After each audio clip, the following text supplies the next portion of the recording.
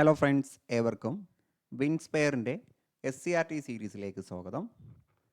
നമ്മൾ കേരള ഹിസ്റ്ററിയുടെ രണ്ടാമത്തെ ക്ലാസ്സിലാണുള്ളത്. ഒന്നാമത്തെ ക്ലാസ് കണ്ടിട്ടില്ലാത്തവർ അതുകൂടി കാണുക.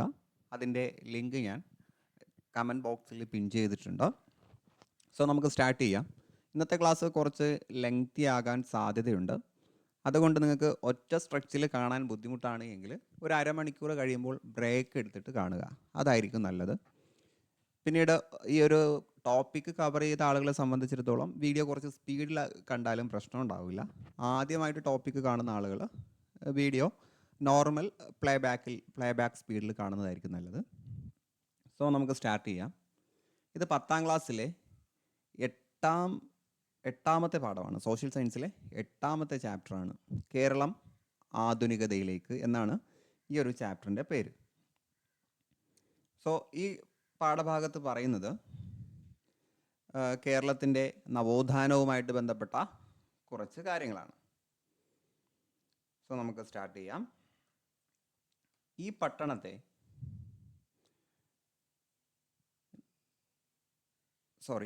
ഇപ്പുറത്തെ പേജിൽ നിന്നാണ് തുടങ്ങാനുള്ളത്. ഇവിടെ നിങ്ങൾക്കൊരു ഡയറി തന്നിട്ടുള്ളതായിട്ട് കാണാൻ കഴിയും. ആ ഡയറിയിൽ പറയുന്നത് കേരളത്തിൻ്റെ ചില പ്രത്യേകതകളെക്കുറിച്ചാണ്. 1498 മെയ് 20 ഞായറാഴ്ചയാണ് ഈ ഡയറി കുറിപ്പ് എഴുതിയിട്ടുള്ളത്. സമീപസ്ഥമായി മനോഹരമായ മലനിരകളുണ്ടായിരുന്നു. ഞങ്ങളുടെ വഴികാട്ടിക്ക് സ്ഥലം പെട്ടെന്ന് കൃത്യമായി തിരിച്ചറിയാൻ പറ്റിയില്ല.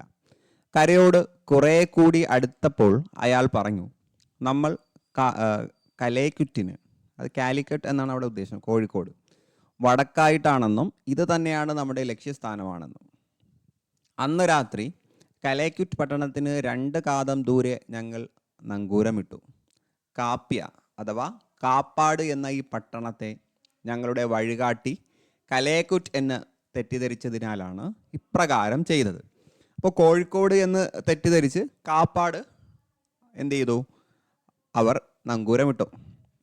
അല്പം ദൂരെയായി പന്തരിനി അഥവാ പന്തലായിനി എന്ന പട്ടണവുമുണ്ട്. 4 വഞ്ചികളിലായി കരയിൽ നിന്ന് പുറപ്പെട്ട കുറേ പേർ ഞങ്ങളെ സമീപിച്ചു. അവർക്ക് അറിയേണ്ടത് ഞങ്ങൾ ഏത് നാട്ടുകാർ ആണെന്നായിരുന്നു. കലേക്കുറ്റിലേക്കുള്ള വഴി അവർ ചൂണ്ടിത്തന്നു. ഇത് വാസ്കോഡ് ഗാമയ്ക്കൊപ്പം കേരളത്തിലെത്തിയ പോർച്ചുഗീസ് നാവികൻ അൽവാരോ വെൻഹോവിൻ്റെ ഡയറി കുറിപ്പാണ്. അപ്പോൾ ഓർക്കുക, അവിടെ വരുന്ന ചോദ്യം, വാസ്കോഡ ഗാമയ്ക്കൊപ്പം കേരളത്തിലെത്തിയ പോർച്ചുഗീസ് നാവികൻ്റെ പേരെന്ത്? ആൽവാരോ വെൻഹോവ്. മുകളിൽ കൊടുത്തിട്ടുള്ള ഡയറി കുറിപ്പ് എന്തിനെയാണ് സൂചിപ്പിക്കുന്നത്? 15ാം നൂറ്റാണ്ടിൻ്റെ അവസാന കാലത്താണ് യൂറോപ്യർ വ്യാപാരത്തിനായി കേരള തീരത്തെത്തുന്നത്. 15ാം നൂറ്റാണ്ടിൻ്റെ അവസാന കാലത്ത് കേരളവുമായി വ്യാപാരത്തിൽ ഏർപ്പെട്ടിരുന്നവരിൽ പ്രധാനികൾ അറബികളും ചൈനക്കാരുമായിരുന്നു. അപ്പോൾ യൂറോപ്യന്മാർക്ക് മുമ്പ് ഇവിടെ അറബികളും ചൈനക്കാരും വന്നിട്ടുണ്ടായിരുന്നു. അവരുടെ വ്യാപാര കുത്തക അവസാനിപ്പിക്കുക എന്നതായിരുന്നു പോർച്ചുഗീസുകാരുടെ ലക്ഷ്യം. അപ്പോൾ പോർച്ചുഗീസുകാരുടെ ആദ്യത്തെ ലക്ഷ്യം അറബികളുടെയും ചൈനക്കാരുടെയും വ്യാപാര കുത്തക അവസാനിപ്പിക്കുക എന്നതായിരുന്നു. കോഴിക്കോട്ടെ ഭരണാധികാരിയായ സാമൂതിരിയോട് അറബി കച്ചവടക്കാരെ പുറത്താക്കണമെന്ന് പോർച്ചുഗീസുകാർ ആവശ്യപ്പെട്ടു. എന്നാൽ ഈ ആവശ്യം അംഗീകരിക്കാൻ സാമൂതിരി തയ്യാറാകാതിരുന്നത് പോർച്ചുഗീസുകാരെ കുപിതരാക്കി. കോഴിക്കോടിൻ്റെ ശത്രു രാജ്യമായ കൊച്ചിയിൽ താവളമുറപ്പിച്ച് കേരളത്തിൽ ആധിപത്യം നേടാൻ അവർ പരിശ്രമിച്ചു. അപ്പോൾ കോഴിക്കോട് അവരുടെ ലക്ഷ്യം കാണാത്തത് കൊണ്ട് പോർച്ചുഗീസുകാർ കോഴിക്കോടിൻ്റെ തന്നെ ശത്രു രാജ്യമായ കൊച്ചിയിലായിരുന്നു താവളം ഉറപ്പിച്ചിരുന്നത്. ദെൻ കുഞ്ഞാലിമരക്കാരുടെ നേതൃത്വത്തിലുള്ള സാമൂതിരിയുടെ നാവികപ്പട പോർച്ചുഗീസുകാർക്കെതിരെ അറബിക്കടലിൽ ശക്തമായ ചെറുത്തുനിൽപ്പുകൾ നടത്തിയെങ്കിലും വിജയിക്കാനായില്ല. അപ്പോൾ കുഞ്ഞാലിമരക്കാർ എന്നതാണ് നമ്മുടെ സാമൂതിരിയുടെ നാവികപ്പടയുടെ തലവന്മാരുടെ പേര്, കുഞ്ഞാലിമരക്കാർ.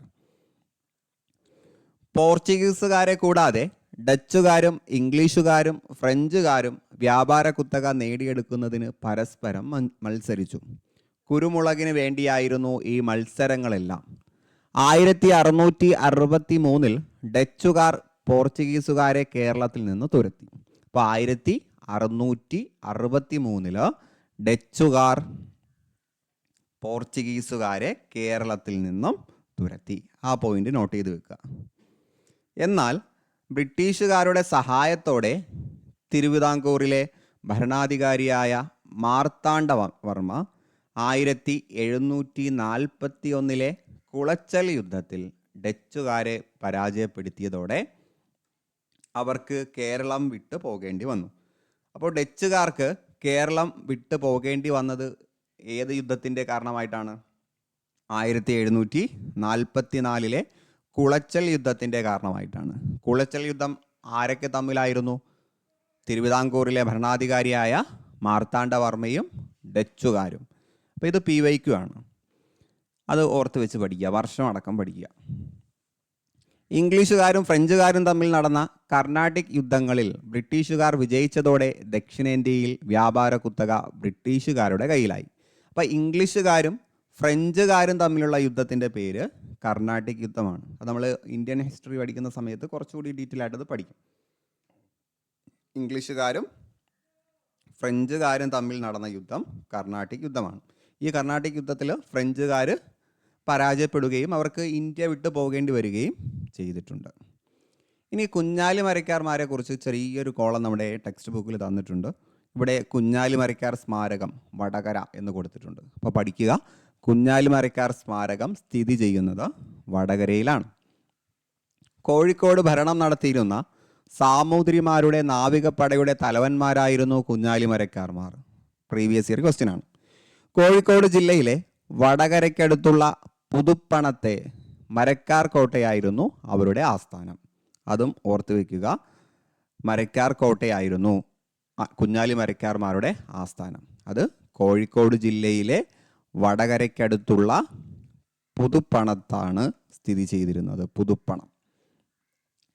കുഞ്ഞാലി മരക്കാർമാർ പ്രധാനമായിട്ടും 4 പേരാണ്.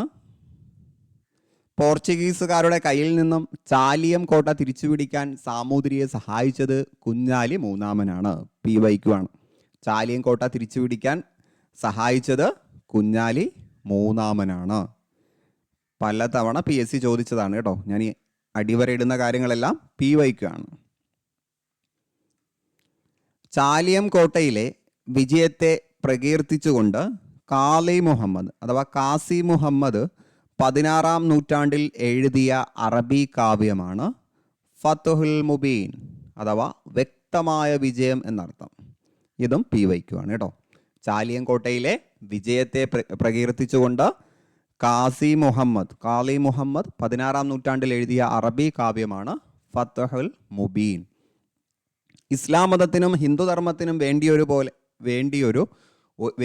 ഒരുപോലെ പോരാടിയിടും ഹിന്ദുവായുള്ളൊരു രാജാവിനെ കണ്ടുപഠിക്കുവിൻ സുൽത്താൻമാരെ എന്ന വരികൾ അക്കാലത്തെ സാമുദായിക സൗഹാർദ്ദത്തെ സൂചിപ്പിക്കുന്നു. അപ്പോൾ ഫത്ഹുൽ മുബീനിലെ വരികളുടെ അർത്ഥമാണ് കൊടുത്തിരിക്കുന്നത്. ഇസ്ലാം മതത്തിനും ഹിന്ദുധർമ്മത്തിനും വേണ്ടി ഒരുപോലെ പോരാടിയിടും ഹിന്ദുവായുള്ളൊരു രാജാവിനെ കണ്ടുപഠിക്കുവിൻ സുൽത്താൻമാരെ. പിന്നീട് കുളച്ചൽ യുദ്ധത്തെക്കുറിച്ച് Sardar KM Panikkar history of കേരളയിൽ എഴുതിയിട്ടുള്ള കുറച്ച് സെൻറ്റൻസ് നമ്മുടെ ടെക്സ്റ്റ് ബുക്കിൽ കൊടുത്തിട്ടുണ്ട്. അതുകൂടി നമുക്കൊന്ന് വായിക്കാം. കുളച്ചൽ യുദ്ധം ഡച്ചുകാരെ സംബന്ധിച്ചിടത്തോളം അത്യന്തം വിനാശകരമായിരുന്നു. പ്ലാസി യുദ്ധത്തെ പോലെ ഇതും ഒരു മഹായുദ്ധമൊന്നുമായിരുന്നില്ല. പക്ഷേ മലബാർ പിടിച്ചെടുക്കാമെന്ന ഡച്ചുകാരുടെ മോഹം ഇതോടെ അസ്തമിച്ചു. അപ്പോൾ കുളച്ചൽ യുദ്ധമാണ് ആ ഡച്ചുകാരെ സംബന്ധിച്ച് വലിയൊരു ഭീഷണിയായിട്ട് മാറിയത്. നമ്മളത് പറഞ്ഞു അല്ലേ. ഡച്ചുകാരുടെ ആയുധബലത്തിനേറ്റ ആദ്യത്തെ ശക്തിയേറെ പ്രഹരമായിരുന്നു കുളച്ചൽ യുദ്ധം. അതിൻ്റെ ആഘാതത്തിൽ നിന്ന് മുക്തി നേടാൻ പിന്നീട് ഒരിക്കലും അവർക്ക് കഴിഞ്ഞിട്ടില്ല. ഇത് തന്നെയാണ് ഈ യുദ്ധം കൊണ്ടുണ്ടായ ധാർമ്മിക നേട്ടവും. ഇത് രേഖപ്പെടുത്തിയിരിക്കുന്നത് ഹിസ്റ്ററി ഓഫ് കേരള എന്ന പുസ്തകത്തിലാണ്. അപ്പോൾ പുസ്തകം ഓർക്കുക, ഹിസ്റ്ററി ഓഫ് കേരള. എഴുതിയിരിക്കുന്നത് പ്രശസ്തനായിട്ടുള്ള കേരള നവോത്ഥാന നായകന്മാരിൽ ഒരാൾ എന്നുകൂടി നമുക്ക് പറയാൻ പറ്റുന്ന Sardar KM Panicker. English east India company കേരളത്തിലേക്ക്. ഈസ്റ്റ് ഇന്ത്യ കമ്പനിയുടെ പ്രതിനിധിയായി 1615 കേരളത്തിലെത്തിയ ബ്രിട്ടീഷുകാർ സാമൂതിരിയെ സന്ദർശിക്കുകയും വ്യാപാര ഉടമ്പടിയിൽ ഒപ്പുവെക്കുകയും ചെയ്തു. അപ്പോൾ 15-ലാണ് ബ്രിട്ടീഷുകാർ സാമൂതിരിയെ സന്ദർശിച്ച് വ്യാപാര കരാറിൽ ഒപ്പിടുന്നത്. പിന്നീട് വിഴിഞ്ഞത്തും തലശ്ശേരിയിലും 5 തെങ്ങിലും പാണ്ടികശാലകൾ ആരംഭിക്കാനുള്ള അനുമതി കമ്പനി കരസ്ഥമാക്കി. അപ്പോൾ എവിടെയൊക്കെ? വിഴിഞ്ഞം, തലശ്ശേരി, 5 തെങ്ങ് എന്നീ പ്രദേശങ്ങളിലും പാണ്ടികശാല സ്ഥാപിക്കാനുള്ള അനുമതി അവർ നേടിയിട്ടുണ്ട്. തുടർന്ന് ആറ്റിങ്ങൽ റാണിയിൽ നിന്നും, അഥവാ തിരുവനന്തപുരം ജില്ലയിലാണ് ആറ്റിങ്ങൽ. അപ്പോൾ ആറ്റിങ്ങൽ റാണിയിൽ നിന്നും 5 തെങ്ങ് കോട്ട പണിയാനുള്ള അനുവാദം നേടിയെടുത്തു. പിൽക്കാലത്ത് പടിഞ്ഞാറൻ തീരത്തെ ബ്രിട്ടീഷുകാരുടെ ഏറ്റവും വലിയ സൈനിക കേന്ദ്രമായി 5 തെങ്ങ് മാറി. അപ്പോൾ ബ്രിട്ടീഷുകാരുടെ ഏറ്റവും പ്രധാന സൈനിക കേന്ദ്രമായി മാറിയത് 5 തെങ്ങായിരുന്നു. 5 തെങ്ങിനെ ബ്രിട്ടീഷ് സൈനിക കേന്ദ്രമാക്കിയതിൽ നാട്ടുകാർക്ക് ശക്തമായ പ്രതിഷേധമുണ്ടായിരുന്നു. 1721 ആറ്റിങ്ങൽ റാണിക്ക് സമ്മാനവുമായി പോവുകയായിരുന്ന 150ഓളം പേരുള്ള ഇംഗ്ലീഷ് സംഘത്തെ നാട്ടുകാർ വധിച്ചു. വർഷോർക്ക് 1721 150ഓളം പേരുള്ള ഇംഗ്ലീഷ് സംഘത്തെയാണ് നാട്ടുകാർ വധിക്കുന്നത്.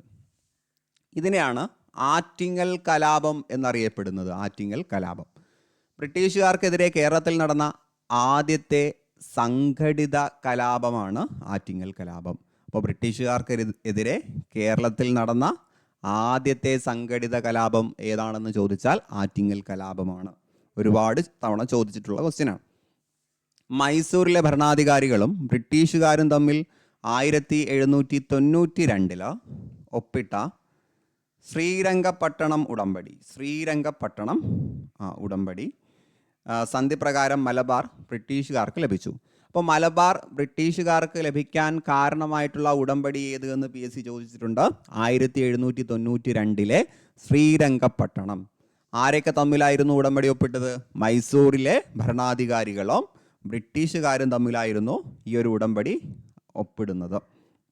1792 കൊച്ചി രാജാവ് ബ്രിട്ടീഷ് മേൽക്കോയ്മ അംഗീകരിച്ച് കപ്പം കൊടുക്കാൻ നിർബന്ധിതനായി. 1795 ഉടമ്പടി പ്രകാരം തിരുവിതാംകൂറും ബ്രിട്ടീഷ് മേൽക്കോയ്മ അംഗീകരിച്ചു. അപ്പോൾ ചുരുക്കം പറഞ്ഞാൽ മലബാറും തിരുവിതാംകൂറും കൊച്ചിയുമെല്ലാം ബ്രിട്ടീഷുകാരുടെ അധീനതയിലേക്ക് വന്നു. പകരമായി ഇങ്ങനെ ഉടമ്പടി ചെയ്തതിന് പകരമായിട്ട് ശത്രുക്കളിൽ നിന്നും സംരക്ഷണം അവർക്ക് ബ്രിട്ടീഷുകാർ വാഗ്ദാനം ചെയ്തു. അങ്ങനെ മലബാറിൽ നേരിട്ടും കൊച്ചിയിലും തിരുവിതാംകൂറിലും സാമന്ത രാജാക്കന്മാർ വഴിയും ബ്രിട്ടീഷുകാർ ഭരണം നടത്തി.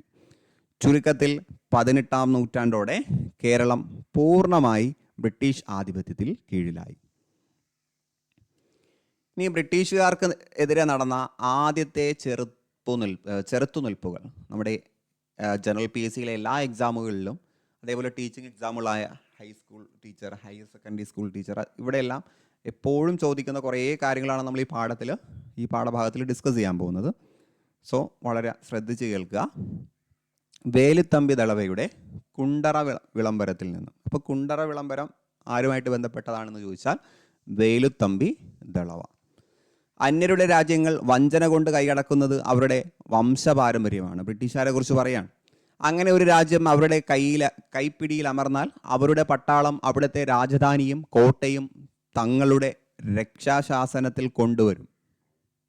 രാജാവിൻ്റെയും അഭിജാതവർഗത്തിൻ്റെയും പരമ്പരാഗതമായ അന്തസ്സും പദവികളും ആചാരാനുഷ്ഠാനങ്ങളും എല്ലാം അതോടെ അവസാനിക്കും. ഉപ്പുൾപ്പെടെയുള്ള എല്ലാ വ്യാപാരങ്ങളും അവരുടെ കുത്തകയാകും. വസ്തുക്കളും വീടും വയലുകളും ഫലവൃക്ഷത്തോട്ടങ്ങളും അവരുടേതാകും. ഏറ്റവും നിസ്സാരമായ കുറ്റങ്ങൾക്ക് പോലും അവരുടെ നികൃഷ്ട ജന്മങ്ങളായ കിങ്കരന്മാർ കഠിന ശിക്ഷ നൽകും. ഇത് കൃഷ്ണ ചൈതന്യ എന്ന പുസ്തകത്തിൽ 51-ാമത്തെ പേജിൽ രേഖപ്പെടുത്തിയിരിക്കുന്ന സ്റ്റേറ്റ്മെൻ്റാണ്. അപ്പോൾ ഇതിൽ നിന്നും ബ്രിട്ടീഷുകാരുടെ ഭരണത്തിൻ്റെ ആ ഒരു ഏകാധിപത്യ സ്വഭാവം നമുക്ക് മനസ്സിലാകും. രാഷ്ട്രീയാധിപത്യം കൈക്കലാക്കിയ ബ്രിട്ടീഷുകാർ രാജാക്കന്മാരുടെയും നാടുവാഴികളുടെയും അധികാരത്തിൽ ഇടപെടാൻ തുടങ്ങി. നൂറ്റാണ്ടുകളായി അനുഭവിച്ചു കൊണ്ടിരുന്ന സ്വാതന്ത്ര്യത്തിൻ്റെയും അവകാശങ്ങളുടെയും മേലുള്ള കൈകടത്തലുകൾ അവർക്ക് ഇഷ്ടമായില്ല. ഇതിനെതിരെ മലബാറിലും കൊച്ചിയിലും തിരുവിതാംകൂറിലും ബ്രിട്ടീഷുകാർക്കെതിരെ ചെറുത്തുനിൽപ്പുകൾ വളർന്നു വന്നു. അപ്പോൾ ചുരുക്കം പറഞ്ഞാൽ മലബാറിലും കൊച്ചിയിലും തിരുവിതാംകൂറിലും എല്ലാം ബ്രിട്ടീഷുകാരുമായിട്ട് ഉടമ്പടി ഒപ്പുവെച്ചെങ്കിലും അവർ തങ്ങളുടെ ഭരണകാര്യത്തിൽ കൈയിടുന്നത് ആർക്കും ഇഷ്ടപ്പെട്ടിരുന്നില്ല. അതുകൊണ്ട് തന്നെ പല വിധത്തിലുള്ള ചെറുത്ത് നിൽപ്പുകൾ എല്ലാ ഭാഗത്തു നിന്നും സാവധാനത്തിൽ ഉയർന്നു വന്നു തുടങ്ങി. അതിൽ പ്രധാനപ്പെട്ടതാണ് പഴശ്ശി കലാപങ്ങൾ. അപ്പോൾ പഴശ്ശി കലാപങ്ങൾ പഴശ്ശിരാജയുമായിട്ട് ബന്ധപ്പെട്ടതാണ്. അപ്പോൾ പഴശ്ശിരാജയുടെ ചില വസ്തുതകൾ ഇവിടെ ഒരു ചെറിയൊരു കോളത്തിൽ കൊടുത്തിട്ടുണ്ട്, കേരള സിംഹം എന്ന ഹെഡിങ്ങിൽ. അപ്പോൾ കേരള സിംഹം എന്ന പേരിൽ അറിയപ്പെട്ട പഴശ്ശിരാജയെ ബ്രിട്ടീഷ് രേഖകളിൽ പൈച്ചി രാജ എന്നും കൊട്ടിയോട്ട് രാജ എന്നുമാണ് വിശേഷിപ്പിച്ചിരുന്നത്. അപ്പോൾ കേരള സിംഹം എന്നറിയപ്പെടുന്നത് പഴശ്ശിരാജയാണ്. ബ്രിട്ടീഷ് രേഖകളിൽ പഴശ്ശിരാജയെ രേഖപ്പെടുത്തിയിരിക്കുന്നത് പൈച്ചി രാജ, കൊട്ടിയോട്ട് രാജ എന്നീ പേരുകളിലാണ്. ഇത് മൂന്നും മുൻവർഷ ചോദ്യങ്ങളിൽ ഉൾപ്പെട്ടതാണ്. പഴശ്ശിരാജാവിൻ്റെ ജീവിതം ഇതിവൃത്തമാക്കി സർദാർ KM പണിക്കർ, നമ്മൾ നേരത്തെ പറഞ്ഞു ഹിസ്റ്ററി ഓഫ് കേരള എന്ന പുസ്തകം എഴുതിയ സർദാർ KM പണിക്കർ കേരള സിംഹം എന്ന പേരിൽ ഒരു ചരിത്ര നോവൽ എഴുതിയിട്ടുണ്ട്. അപ്പോൾ കേരള സിംഹം എന്ന പേരിൽ ചരിത്ര നോവൽ എഴുതിയത് സർദാർ KM പണിക്കരാണ്. അത് ആരെക്കുറിച്ചുള്ള നോവലാണ്? പഴശ്ശിരാജയെക്കുറിച്ച്. മുൻവർഷ ചോദ്യമാണ്. ബ്രിട്ടീഷുകാർക്ക് പിടികൊടുക്കാതെ തൻ്റെ വജ്രമോതിരം വിഴുങ്ങി പഴശ്ശിരാജാവ് ആത്മഹത്യ ചെയ്തതായാണ് നോവലിലെ പരാമർശം. പഴശ്ശിരാജയുടെ അന്ത്യനിമിഷത്തെക്കുറിച്ച് പല അഭിപ്രായങ്ങളുണ്ട്. ഈ നോവലിൽ പറയുന്നത് അദ്ദേഹം മോതിരം വിഴുങ്ങി, വജ്രമോതിരം വിഴുങ്ങി ആത്മഹത്യ ചെയ്തു എന്നാണ്. ഇനി പഴശ്ശി കലാപങ്ങളെക്കുറിച്ച് നമുക്ക് പറയാം. ബ്രിട്ടീഷ് ആധിപത്യത്തിനെതിരെ മലബാറിൽ നടന്ന ശക്തമായ ചെറുത്തുനിൽപ്പിന് നേതൃത്വം നൽകിയത് മലബാറിലെ കോട്ടയം രാജകുടുംബത്തിലെ കേരളവർമ്മ പഴശ്ശിരാജയാണ്. അപ്പോൾ കോട്ടയം രാജകുടുംബത്തിൽപ്പെട്ടതാണ്. ഇന്നത്തെ കോട്ടയം ജില്ലയല്ല കേട്ടോ, ഇത് അന്നുണ്ടായിരുന്ന കോട്ടയമാണ്. കോട്ടയം രാജകുടുംബത്തിലെ കേരളവർമ്മ പഴശ്ശിരാജ, ഇദ്ദേഹമാണ് മലബാറിലെ ചെറുത്തുനിൽപ്പുകൾക്ക് നേതൃത്വം നൽകിയത്. മൈസൂരിലെ ഭരണാധികാരികൾക്കെതിരെ ബ്രിട്ടീഷുകാരെ സഹായിച്ചതിനു പകരമായി കോട്ടയം പ്രദേശത്തെ നികുതി പിരിക്കാനുള്ള അധികാരം ബ്രിട്ടീഷുകാർ പഴശ്ശിരാജയ്ക്ക് വാഗ്ദാനം ചെയ്തിരുന്നു. ഇമ്പോർട്ടൻ്റ് ആയിട്ടുള്ളൊരു സ്റ്റേറ്റ്മെൻ്റ് ആണിത്. എന്നാൽ വിജയിച്ച ശേഷം വാഗ്ദാനം നിറവേറ്റാൻ ബ്രിട്ടീഷുകാർ തയ്യാറായില്ല. അപ്പോൾ നികുതി പിരിക്കാനുള്ള അവകാശം നൽകാമെന്ന ആ ഒരു വാഗ്ദാനം ബ്രിട്ടീഷുകാർ പാലിച്ചില്ല. മാത്രമല്ല വയനാടിന് മേൽ ബ്രിട്ടീഷുകാർ അവകാശവാദം ഉന്നയിക്കുകയും ഇതിനെതിരെ പഴശ്ശിരാജ ജനങ്ങളെ സംഘടിപ്പിച്ച് ബ്രിട്ടീഷുകാർക്കെതിരെ പോരാടി. അപ്പോൾ തെറ്റായ നികുതി നയമാണ് പഴശ്ശിരാജ ബ്രിട്ടീഷുകാർക്കെതിരെ തിരിയാനുള്ള പ്രധാന കാരണം. PSC ചോദിച്ചിട്ടുള്ളൊരു ഫാക്റ്റാണത്. ദെൻ പഴശ്ശിരാജയുടെ ഒപ്പം ഉണ്ടായിരുന്ന ആളുകളെക്കുറിച്ചും ചോദിക്കാറുണ്ട്. ചെമ്പൻ പോക്കർ, കൈത്തേരി അമ്പു നായർ, എടച്ചേന കുങ്കൻ നായർ, വയനാട്ടിലെ കുറിച്യ നേതാവായ തലയ്ക്കൽ ചന്തു. ഇത്രയും പേരുകൾ പഴശ്ശിരാജയുടെ ഒപ്പം തന്നെ നമുക്ക് പഠിച്ചു വെക്കേണ്ട പേരാണ്. PSC ചോദിക്കുന്നതാണ്. അപ്പോൾ പഴശ്ശിരാജയുടെ ഒപ്പം ഉണ്ടായിരുന്ന കുറിച്യ നേതാവ് ആര് എന്ന് ചോദിച്ചാൽ തലയ്ക്കൽ ചന്തു ആണ്. അതുകൂടാതെ ചെമ്പൻ പോക്കർ, കൈതേരി അമ്പു നായർ, എടച്ചേന കുങ്കൻ നായർ. ഇവരുടെ സഹായത്താൽ പഴശ്ശി ശക്തമായ ഒളിപ്പോര് നടത്തി. പോരാട്ടത്തിനിടയിൽ 1805 നവംബർ 30, പൂർണ്ണമായിട്ടുള്ള ഒരു ഡേറ്റ് തന്നെ നമ്മുടെ SCRT പാഠഭാഗത്ത് തന്നിട്ടുണ്ട്. 1805 നവംബർ 30 പഴശ്ശിരാജ വധിക്കപ്പെടുന്നത്. 1805 നവംബർ 30. പഴശ്ശിരാജയുടെ സ്മാരകം സ്ഥിതി ചെയ്യുന്നത് മാനന്തവാടിയിലാണ്. ആ പിക്ചർ ഇതാ കൊടുത്തിട്ടുണ്ട്. പഴശ്ശിരാജ സ്മാരകം സ്ഥിതി ചെയ്യുന്നത് മാനന്തവാടിയിലാണ്. ഇനി വേലുത്തമ്പിയും പാലിയത്തച്ഛനും. നമുക്ക് തിരുവിതാംകൂറിലും കൊച്ചിയിലേക്കും വരാം. തിരുവിതാംകൂറിൻ്റെയും കൊച്ചിയുടെയും ആഭ്യന്തര കാര്യങ്ങളിൽ ബ്രിട്ടീഷുകാർ അനിയന്ത്രിതമായി ഇടപെട്ടതിനെതിരെയാണ് ദിവാൻമാരായ വേലുത്തമ്പിയും പാലിയത്തച്ഛനും. വേലുത്തമ്പി ദളവ തിരുവിതാംകൂറാണ്. പാലിയത്തച്ഛൻ നമ്മുടെ കൊച്ചിയിലെ മന്ത്രിമാരുടെ പേരാണ് പാലിയത്തച്ഛൻ. 1809 ജനുവരി 11 പുറത്തിറക്കിയ കുണ്ടറ വിളംബരത്തിലൂടെ വേലുത്തമ്പി ബ്രിട്ടീഷുകാർക്കെതിരെ ആയുധമെടുത്തു. അപ്പോൾ വർഷം അടക്കം പഠിക്കുക കേട്ടോ, പൂർണ്ണമായിട്ടുള്ള ഡേറ്റ് പഠിക്കുക. 1809 ജനുവരി 11. 1809 ജനുവരി 11 കുണ്ടറ വിളംബരം പുറപ്പെടുവിച്ചത് വേലുത്തമ്പി ദളവയാണ്. അതിലൂടെയാണ് ബ്രിട്ടീഷുകാർക്കെതിരെ അദ്ദേഹം ആയുധമെടുക്കുന്നത്. പോരാടാൻ ജനങ്ങളോട് ആഹ്വാനം ചെയ്തു.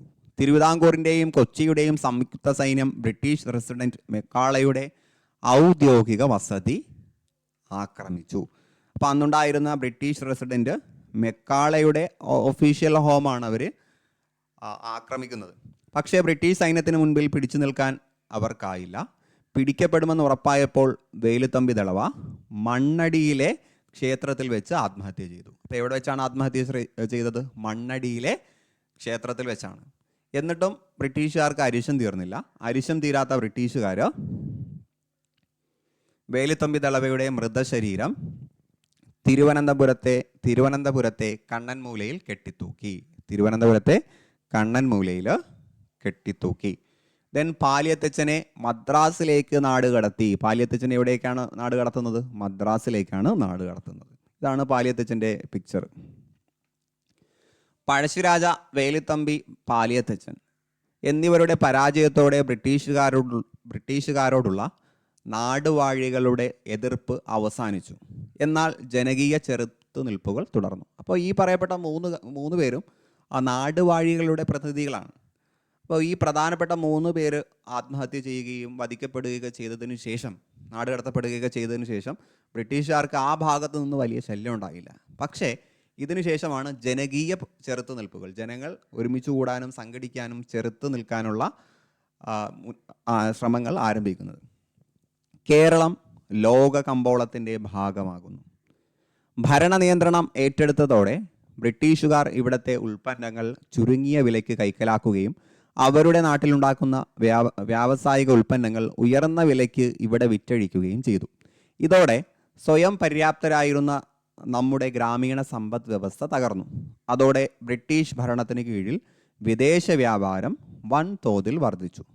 കേരളം ലോക കമ്പോളത്തിൻ്റെ ഭാഗമായി തീർന്നു. അപ്പോൾ ബ്രിട്ടീഷുകാർ കേരളത്തെ ഒരു ലോക കമ്പോളത്തിൻ്റെ ഭാഗമാക്കി മാറ്റിയെങ്കിലും നമ്മുടെ സ്വന്തം ആവശ്യങ്ങൾക്ക് വേണ്ടിയുള്ള കാര്യങ്ങളെല്ലാം അതോടെ അസ്തമിച്ചു.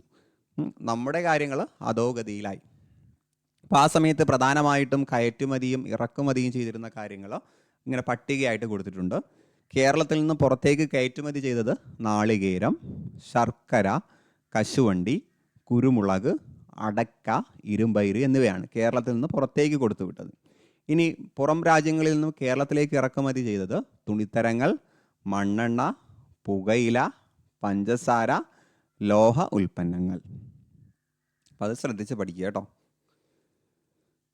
വ്യാപാരം സുഗമമാക്കാൻ മലബാറിലും കൊച്ചിയിലും തിരുവിതാംകൂറിലും നിലനിന്നിരുന്ന വ്യാപാര നിയമങ്ങൾ തങ്ങൾക്കനുകൂലമായി ബ്രിട്ടീഷുകാർ ഭേദഗതി ചെയ്തു. ഏകീകരിച്ച നാണയ വ്യവസ്ഥയും അളവ് തൂക്ക സമ്പ്രദായവും നടപ്പിലാക്കി. അപ്പോൾ ബ്രിട്ടീഷുകാർ എന്തൊക്കെയാണ് ചെയ്തത്? അന്നുണ്ടായിരുന്ന വ്യാപാര നിയമങ്ങളെ അവർക്ക് അനുകൂലമായിട്ട് ഭേദഗതി ചെയ്തു. ഏകീകരിച്ച നാണയ വ്യവസ്ഥ കൊണ്ടുവന്നു. അളവ് തൂക്ക സമ്പ്രദായം ഏകീകരിപ്പിച്ചു. അപ്പോൾ ഇതെല്ലാം ബ്രിട്ടീഷുകാർ ചെയ്തതാണ്, അത് അവരുടെ നേട്ടത്തിന് വേണ്ടി ചെയ്തതാണ്. പിന്നീട് ഒരു ബോക്സിനകത്ത് കൊടുത്തിരിക്കുന്നുണ്ടല്ലേ റെയിൽപാത. ഇവിടെ അവരുടെ സാധനങ്ങൾ അങ്ങോട്ടും ഇങ്ങോട്ടും വിനിമയം ചെയ്യാൻ, അങ്ങോട്ടും ഇങ്ങോട്ടും കൊണ്ടുപോകുന്നതിന് വേണ്ടി അവർ കൊണ്ടുവന്നതാണ് റെയിൽപാത. കേരളത്തിലെ ആദ്യത്തെ റെയിൽപാത നിർമ്മിച്ചത് ബ്രിട്ടീഷുകാരാണ്. കേരളത്തിലെ ആദ്യത്തെ റെയിൽപാത നിർമ്മിച്ചത് ബ്രിട്ടീഷുകാരാണ്.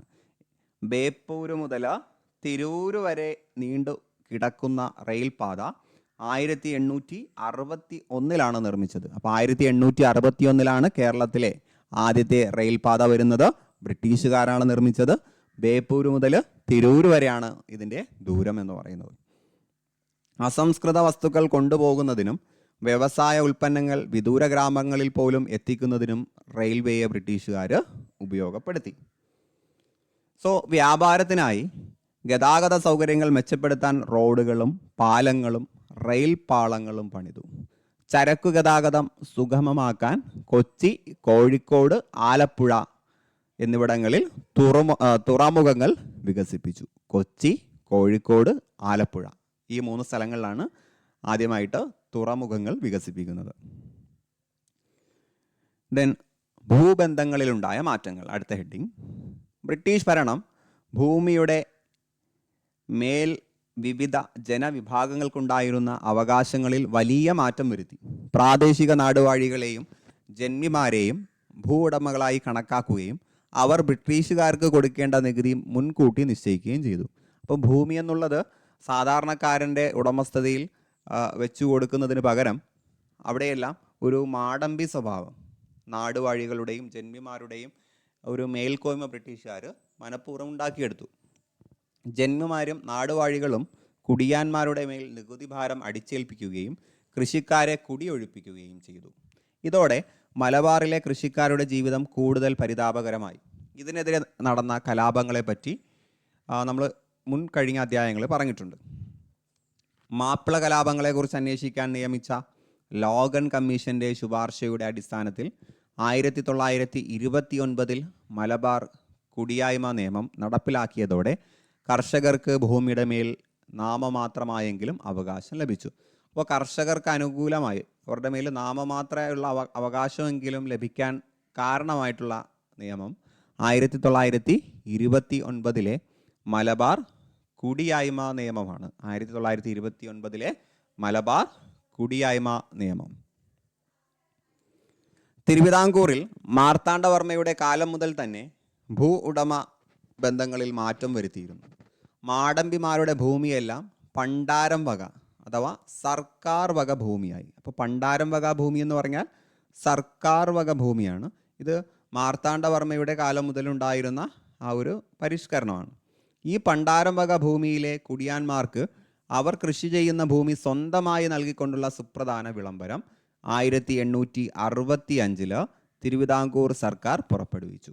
അപ്പോൾ 1865 തിരുവിതാംകൂർ സർക്കാർ പുറത്തിറക്കിയ പ്രധാനപ്പെട്ട ഒരു ഉത്തരവായിരുന്നു പണ്ടാരം വക ഭൂമി അതിൻ്റെ അവകാശികളായിട്ട് ആ കുടിയാന്മാരെ നിശ്ചയിച്ചു. അവർക്ക് സ്വന്തമായി എന്ത് ചെയ്യാം, ആ ഭൂമിയിൽ കൃഷി ചെയ്യാം.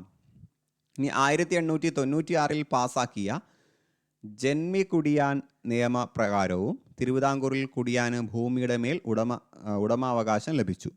അപ്പോൾ കുടിയാന്മാർക്ക് ഭൂമിയുടെ മേൽ ഉടമസ്ഥാവകാശം ലഭിക്കാൻ കാരണമായിട്ടുള്ള നിയമങ്ങളാണ് പറഞ്ഞത്. 1865 തിരുവിതാംകൂർ സർക്കാർ പുറപ്പെടുവിച്ച നിയമം, അതേപോലെ 1896 പാസാക്കിയ ജന്മി കുടിയാൻ നിയമം. അങ്ങനെ ഭൂരിഭാഗം കുടിയാന്മാരും തിരുവിതാംകൂറിൽ നാമമാത്രമായ ഭൂ ഉടമകളായി മാറി. അപ്പോൾ പേരിൽ അവർ ഉടമസ്ഥരെന്നേ ഉള്ളൂ. അപ്പോഴും അതിൻ്റെ ആദായവും ലാഭവും മറ്റും മുതലാക്കിയിരുന്നത് ജന്മിമാർ തന്നെയായിരുന്നു. ഇതിന് പകരമായി അവർ സർക്കാരിലേക്ക് വലിയ നികുതി അടയ്ക്കേണ്ടിയിരുന്നു, അല്ലേ? സ്വന്തം ഭൂമി ആയതുകൊണ്ട് തന്നെ നികുതി അവർ അടയ്ക്കണം. ചുരുക്കത്തിൽ തിരുവിതാംകൂറിലെ കർഷകരും നികുതി ഭാരം കൊണ്ട് പൊറുതിമുട്ടി. 1914 കൊച്ചിയിൽ കുടിയായ്മ നിയമം നിലവിൽ വന്നത്. അപ്പോൾ കൊച്ചിയിൽ കുടിയായ്മ നിയമം നിലവിൽ വരുന്നത് 1914. അപ്പോൾ വർഷങ്ങൾ ഒരു ബോക്സിലായിട്ട് കൊടുത്തിട്ടുണ്ട്. തിരുവിതാംകൂറിൽ പണ്ടാരപ്പാട്ട വിളംബരം വരുന്നത് 1865. കൊച്ചിയിൽ വരുന്നത് 1914 കുടിയായ്മ നിയമം. ദെൻ മലബാറിൽ വരുന്നത് 1929 മലബാർ കുടിയായ്മ നിയമം. 1865 തിരുവിതാംകൂർ, 1914 കൊച്ചി, 1929 മലബാർ. ഓക്കെ അല്ലേ? ദെൻ അടുത്ത ഹെഡിങ്ങിലേക്ക് വരാം. കാർഷിക മേഖലയിലെ വാണിജ്യവൽക്കരണം. ബ്രിട്ടീഷ് ആധിപത്യം കേരളത്തിലെ കാർഷിക രീതിയിൽ വലിയ മാറ്റങ്ങൾക്ക് വഴിതെളിച്ചു. കേരളീയ ഉൽപ്പന്നങ്ങൾക്ക് വിദേശ കമ്പോളങ്ങളിൽ ധാരാളം ആവശ്യക്കാരുണ്ടായിരുന്നു. മലയോര പ്രദേശങ്ങളിലെ കാപ്പി, തേയില, ഏലം, റബ്ബർ എന്നിവ വൻകിട തോട്ടങ്ങളായി കൃഷി ചെയ്യാൻ തുടങ്ങി. മറ്റ് വിളകൾ കൃഷി ചെയ്തതോടെ നെല്ലിൻ്റെ ഉൽപ്പാദനം കുറഞ്ഞു. ഇവിടെയാണ് പ്രശ്നം വരുന്നത്. കാർഷിക വിളകൾ, നാണ്യവിളകൾക്ക് പ്രാധാന്യം നൽകിയതോടെ നമ്മുടെ നെല്ല് പോലുള്ള വിളകളുടെ പ്രാധാന്യം കുറഞ്ഞു. പല പ്രദേശങ്ങളിലും ഭക്ഷ്യക്ഷാമം പടർന്ന് പിടിക്കുകയും ചെയ്തു. ഇതിന് പരിഹാരമായി മരിച്ചീനി കൃഷി വ്യാപിച്ചു കേട്ടോ. ഈ നെല്ലിൻ്റെ ക്ഷാമം കുറയ്ക്കുന്നതിന് വേണ്ടി മരിച്ചീനി കൃഷി ആരംഭിച്ചു. ഇതേ കാലത്ത് തന്നെയാണ് ബ്രിട്ടീഷുകാരനായ കനോലിയുടെ നേതൃത്വത്തിൽ നിലമ്പൂരിൽ തേക്ക് തോട്ടം ആരംഭിക്കുന്നത്. അപ്പോൾ നിലമ്പൂരിൽ തേക്ക് തോട്ടം ആരംഭിക്കുന്നത് ബ്രിട്ടീഷുകാരനായ കനോലിയുടെ നേതൃത്വത്തിലാണ്. മുൻവർഷ ചോദ്യമാണ്.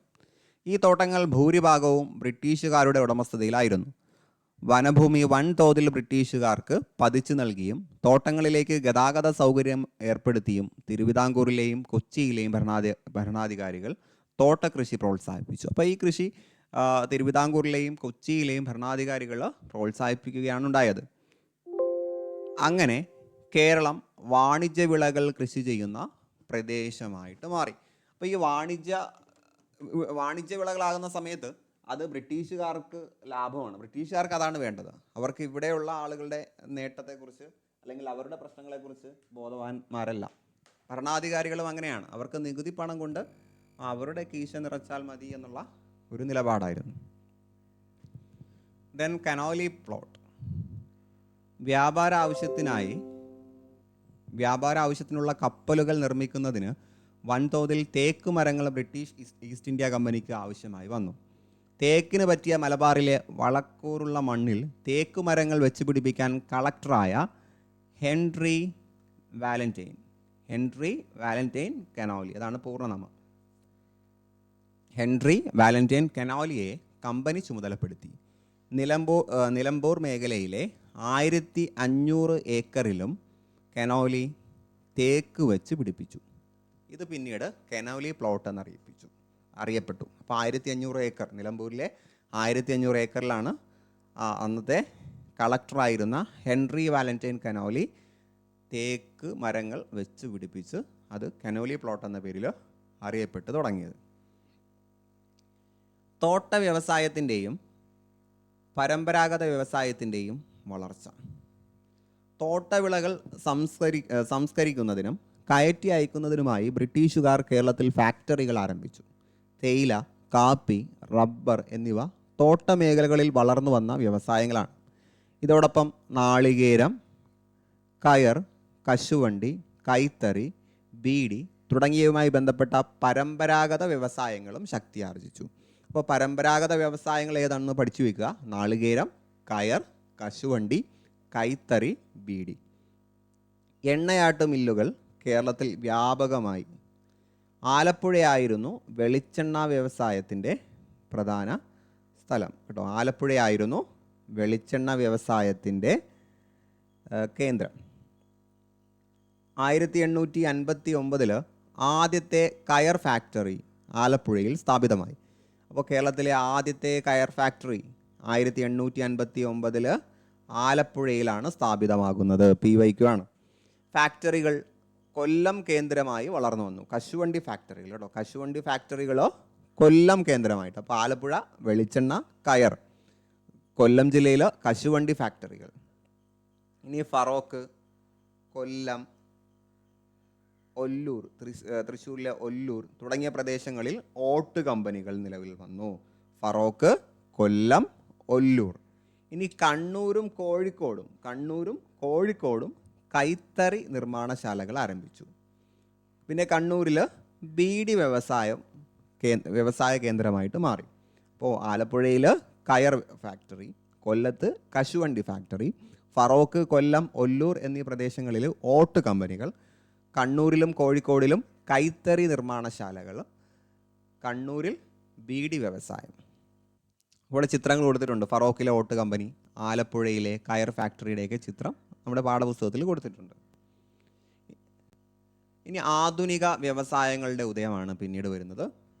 20-ാം നൂറ്റാണ്ടിൻ്റെ പകുതിയോടെയാണ് ആധുനിക വ്യവസായശാലകൾ കേരളത്തിൽ സ്ഥാപിക്കപ്പെടുന്നത് കേട്ടോ. 20-ാം നൂറ്റാണ്ടിൻ്റെ പകുതിയോടെ.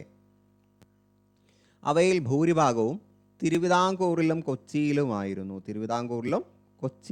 ഇതൊക്കെ പ്രസ്താവനകളായിട്ട് വരാൻ സാധ്യതയുണ്ട്. അതാണ് ഞാൻ അടിവരയിടുന്നത്. ബ്രിട്ടീഷുകാർ വ്യവസായങ്ങൾക്ക് ആവശ്യമായ സാങ്കേതിക സാമ്പത്തിക സഹായങ്ങൾ നൽകി. പള്ളിവാസൽ വൈദ്യുതി നിലയം സ്ഥാപിക്കപ്പെട്ടത് ആധുനിക വ്യവസായങ്ങളുടെ വളർച്ച ത്വരിതപ്പെടുത്തി. പള്ളിവാസൽ വൈദ്യുതി നിലയം സ്ഥാപിക്കപ്പെട്ടത് ആധുനിക വ്യവസായങ്ങളുടെ വളർച്ച ത്വരിതപ്പെടുത്തി, വേഗത്തിലാക്കി. അക്കാലത്ത് സ്ഥാപിക്കപ്പെട്ട പ്രധാനപ്പെട്ട വ്യവസായശാലകളാണ് താഴെ തന്നിരിക്കുന്നത്. നമുക്കതൊന്ന് നോക്കാം. അപ്പോൾ അത് എവിടെയാണ് എന്നുള്ളത് നമ്മൾ പഠിച്ചിരിക്കണം. ഒന്ന്, പുനലൂർ പേപ്പർ മിൽ, കൊല്ലം ജില്ലയിലാണ് പുനലൂർ പേപ്പർ മിൽ. ഇനി കളമശ്ശേരിയിലെ കളമശ്ശേരി എറണാകുളമാണ് അല്ലേ, എറണാകുളം.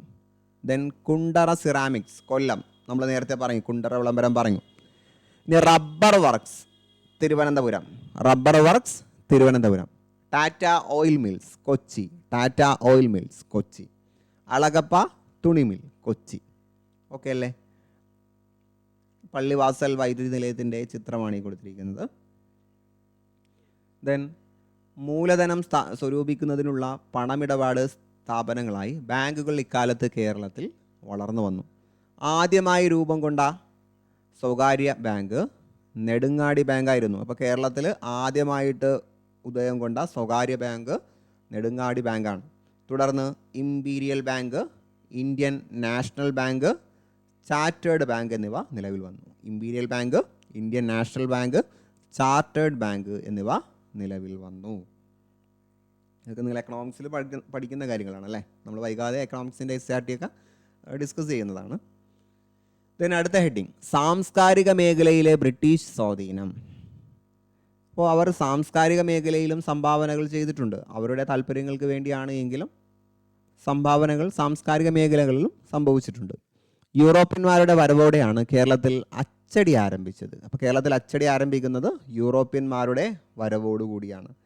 മലയാളത്തിൽ വ്യാകരണ ഗ്രന്ഥങ്ങളും നിഘണ്ടുവും തയ്യാറാക്കുന്നതിൽ കൂടുതൽ താല്പര്യം പ്രകടിപ്പിച്ചിരുന്നത് ജെസ്യൂട്ട് മിഷണറിമാരാണ്. അപ്പോൾ ജെസ്യൂട്ട് മിഷണറിമാരാണ് വ്യാകരണ ഗ്രന്ഥങ്ങളും നിഘണ്ടുവും തയ്യാറാക്കുന്നതിൽ താല്പര്യം പ്രകടിപ്പിച്ചത്. ഡോക്ടർ ആഞ്ചലോസ്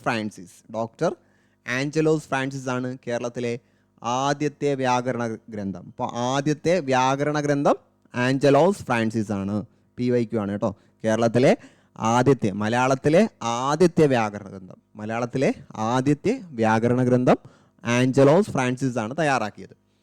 മലയാള ഭാഷയിലെ ആദ്യ നിഘണ്ടു അഥവാ ഡിക്ഷണറി, ഇത് നേരത്തെ പറയുന്നത് ഗ്രാമർ ബുക്കാണ്, ഇത് ഡിക്ഷണറി, ആദ്യത്തെ ഡിക്ഷണറി രൂപപ്പെടുത്തിയത് അർണോസ് പാതിരിയാണ്. അപ്പോൾ ആദ്യത്തെ ഡിക്ഷണറി, മലയാള ഭാഷയിലെ ആദ്യത്തെ dictionary Arnos പാതിരിയാണ്.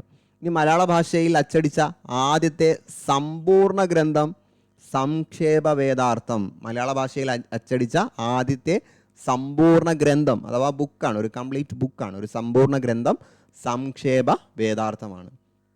മിഷണറിയായ Benjamin Bailey English Malayalam നിഘണ്ടുവും അപ്പോൾ ഇംഗ്ലീഷ് മലയാളം നിഘണ്ടു ബെഞ്ചമിൻ ബെയ്ലിയാണ്. ഹെർമൻ ഗുഡേർഡ് മലയാളം ഇംഗ്ലീഷ് നിഘണ്ടു, അഥവാ മലയാള പദത്തിൻ്റെ ഇംഗ്ലീഷ് അർത്ഥം. ബെഞ്ചമിൻ ബെയ്ലി ചെയ്തിരുന്നത് ഇംഗ്ലീഷ് പദങ്ങളുടെ മലയാളം അർത്ഥം, അതാണ് ഇംഗ്ലീഷ് മലയാളം നിഘണ്ടു. അപ്പോൾ ഇംഗ്ലീഷ് മലയാളം നിഘണ്ടു ബെഞ്ചമിൻ ബെയ്ലിയും മലയാളം ഇംഗ്ലീഷ് നിഘണ്ടു ഹെർമൻ ഗുണ്ടേർട്ടുമാണ്. ഡോക്ടർ ഹെർമൻ ഗുണ്ടേർട്ട് തലശ്ശേരിയിൽ നിന്നും പ്രസിദ്ധപ്പെടുത്തിയ രാജ്യസമാചാരം, പശ്ചിമോദയം എന്നിവ മലയാളത്തിലെ ആദ്യ പത്രങ്ങളാണ്. ഈ അടിവരയിട്ടിരിക്കുന്നതെല്ലാം PYQ ആണ്. ഈ ഒരു പാരഗ്രാഫ് നന്നായിട്ട് പഠിക്കുക. ഹെർമൻ ഗുണ്ടേർട്ട് തലശ്ശേരിയിൽ പ്രസിദ്ധപ്പെടുത്തിയ പത്രങ്ങളാണ് രാജ്യസമാചാരവും പശ്ചിമോദയം. മലയാളത്തിലെ ആദ്യ പത്രങ്ങളും ഈ രാജ്യസമാചാരവും പശ്ചിമോദയവുമാണ്. അത് മനസ്സിലായിട്ടുണ്ടെന്ന് കരുതുന്നു. ഈ പാരഗ്രാഫ് നന്നായിട്ട് നോട്ട് ചെയ്ത് പഠിക്കുക.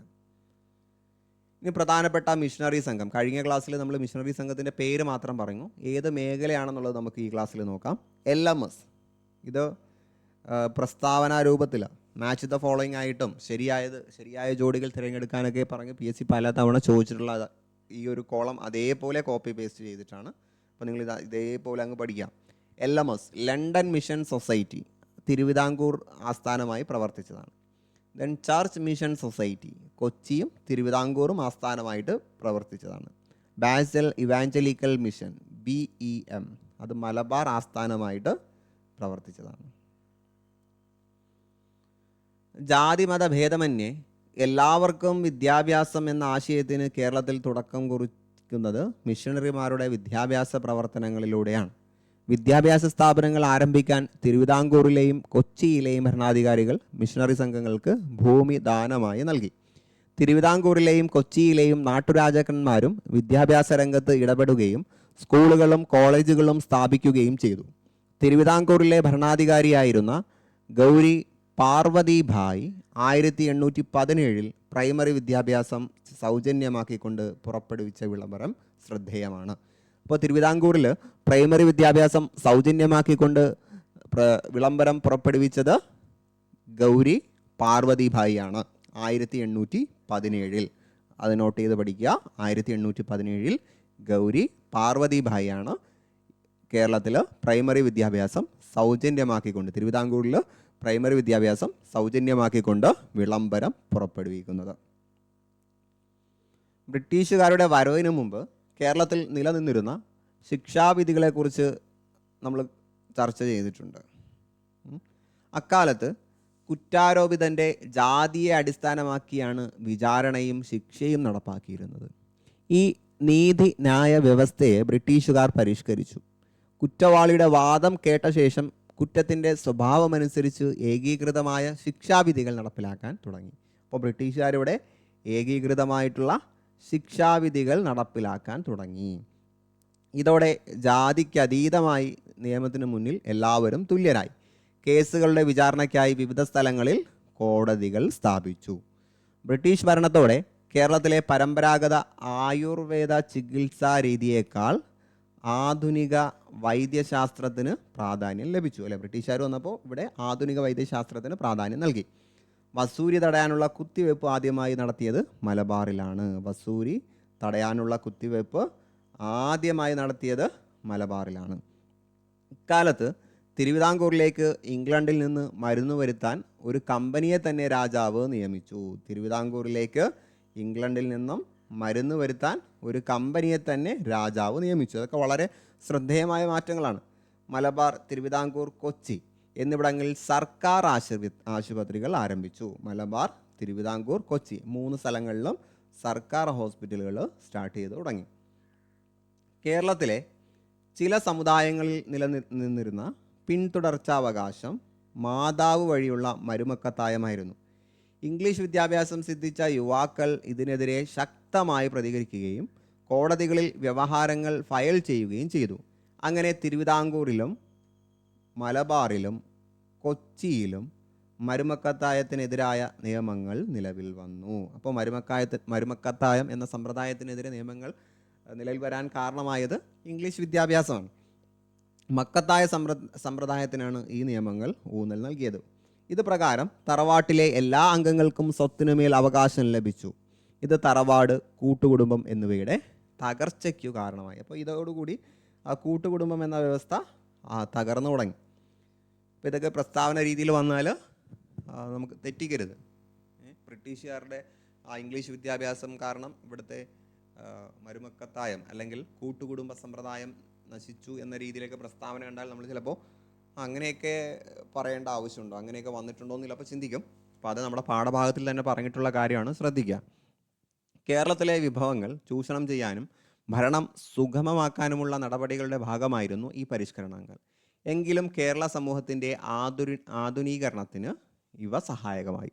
അപ്പോൾ ബ്രിട്ടീഷുകാർ കാര്യങ്ങൾ ചെയ്യുന്നത് അവരുടെ നേട്ടങ്ങൾക്ക് വേണ്ടിയാണ്, പക്ഷെ അത് ഇൻഡയറക്റ്റായിട്ട് നമുക്ക് നേട്ടമാണ് കൊണ്ടുവന്നത്. ദെൻ പരിഷ്കരണ പ്രസ്ഥാനങ്ങളും സാമൂഹിക മാറ്റങ്ങളും. ഞാൻ ക്ലാസ് തുടങ്ങിയപ്പോൾ പറഞ്ഞിരുന്നു ഈ ഒരു വീഡിയോ കുറച്ച് ലെങ്തി ആയിരിക്കും. അപ്പോൾ നിങ്ങൾ ഒറ്റ സ്ട്രെച്ചിന് കണ്ട് തീർക്കാൻ ശ്രമിക്കരുത്, അത് നിങ്ങൾക്ക് ബോറായിരിക്കും. അപ്പോൾ ജസ്റ്റ് ഒന്ന് ബ്രേക്ക് എടുക്കുക, ബ്രേക്ക് എടുത്തിട്ട് ബാക്കി കേൾക്കുക. സോ ഇനി നമ്മൾ പറയാൻ പോകുന്നത് പരിഷ്കരണ പ്രസ്ഥാനങ്ങളും സാമൂഹിക മാറ്റങ്ങളുമാണ്. കേരളം ഒരു ഭ്രാന്താലയം, സ്വാമി വിവേകാനന്ദ വാക്കാണെന്ന് കഴിഞ്ഞ ക്ലാസ്സിൽ നമ്മൾ പറഞ്ഞു. മലബാറിൽ ഞാൻ കണ്ടതിനേക്കാൾ കവിഞ്ഞ ഒരു വിഡ്ഢിത്തം ഇതിനു മുമ്പ് എവിടെയും കണ്ടിട്ടില്ല. സവർണർ നടക്കുന്ന വഴിയിൽ കൂടി അവർണന് നടന്നുകൂടാ. ഈ മലബാറുകാരെല്ലാം ഭ്രാന്തന്മാരാണ്. മലബാർ എന്ന കൊണ്ടുള്ള ഉദ്ദേശം കേരളത്തിലുള്ള എല്ലാവരെയാണ്. അവരുടെ വീടുകൾ അത്രയും ഭ്രാന്താലയങ്ങൾ. ഇത് സ്വാമി വിവേകാനന്ദൻ 1897 മദുരാശിയിൽ വെച്ച് സംസാരിച്ച വാക്കുകളാണ്. 19-ാം നൂറ്റാണ്ടിലെ കേരളത്തിൻ്റെ സാമൂഹികാവസ്ഥ വിശദമാക്കുന്ന സ്വാമി വിവേകാനന്ദൻ്റെ ഈ ഒരു പരാമർശം ശ്രദ്ധിച്ചല്ലോ.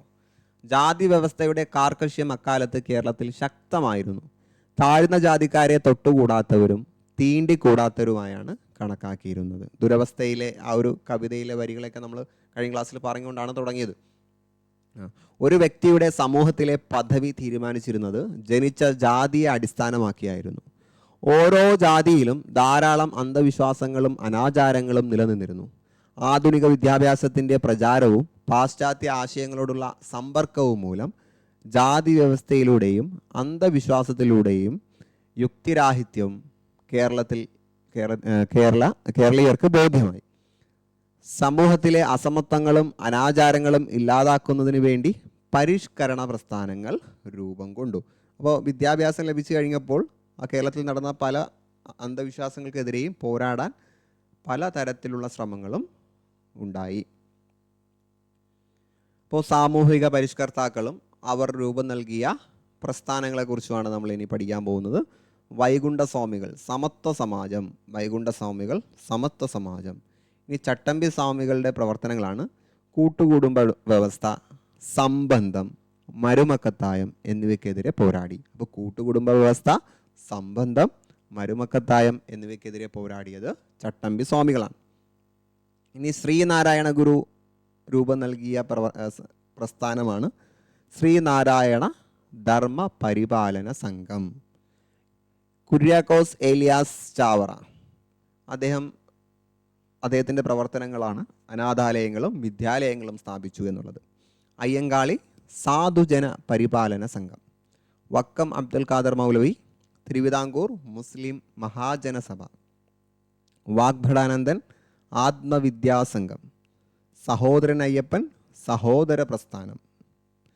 പണ്ഡിറ്റ് KP കറുപ്പൻ അരയ സമാജം.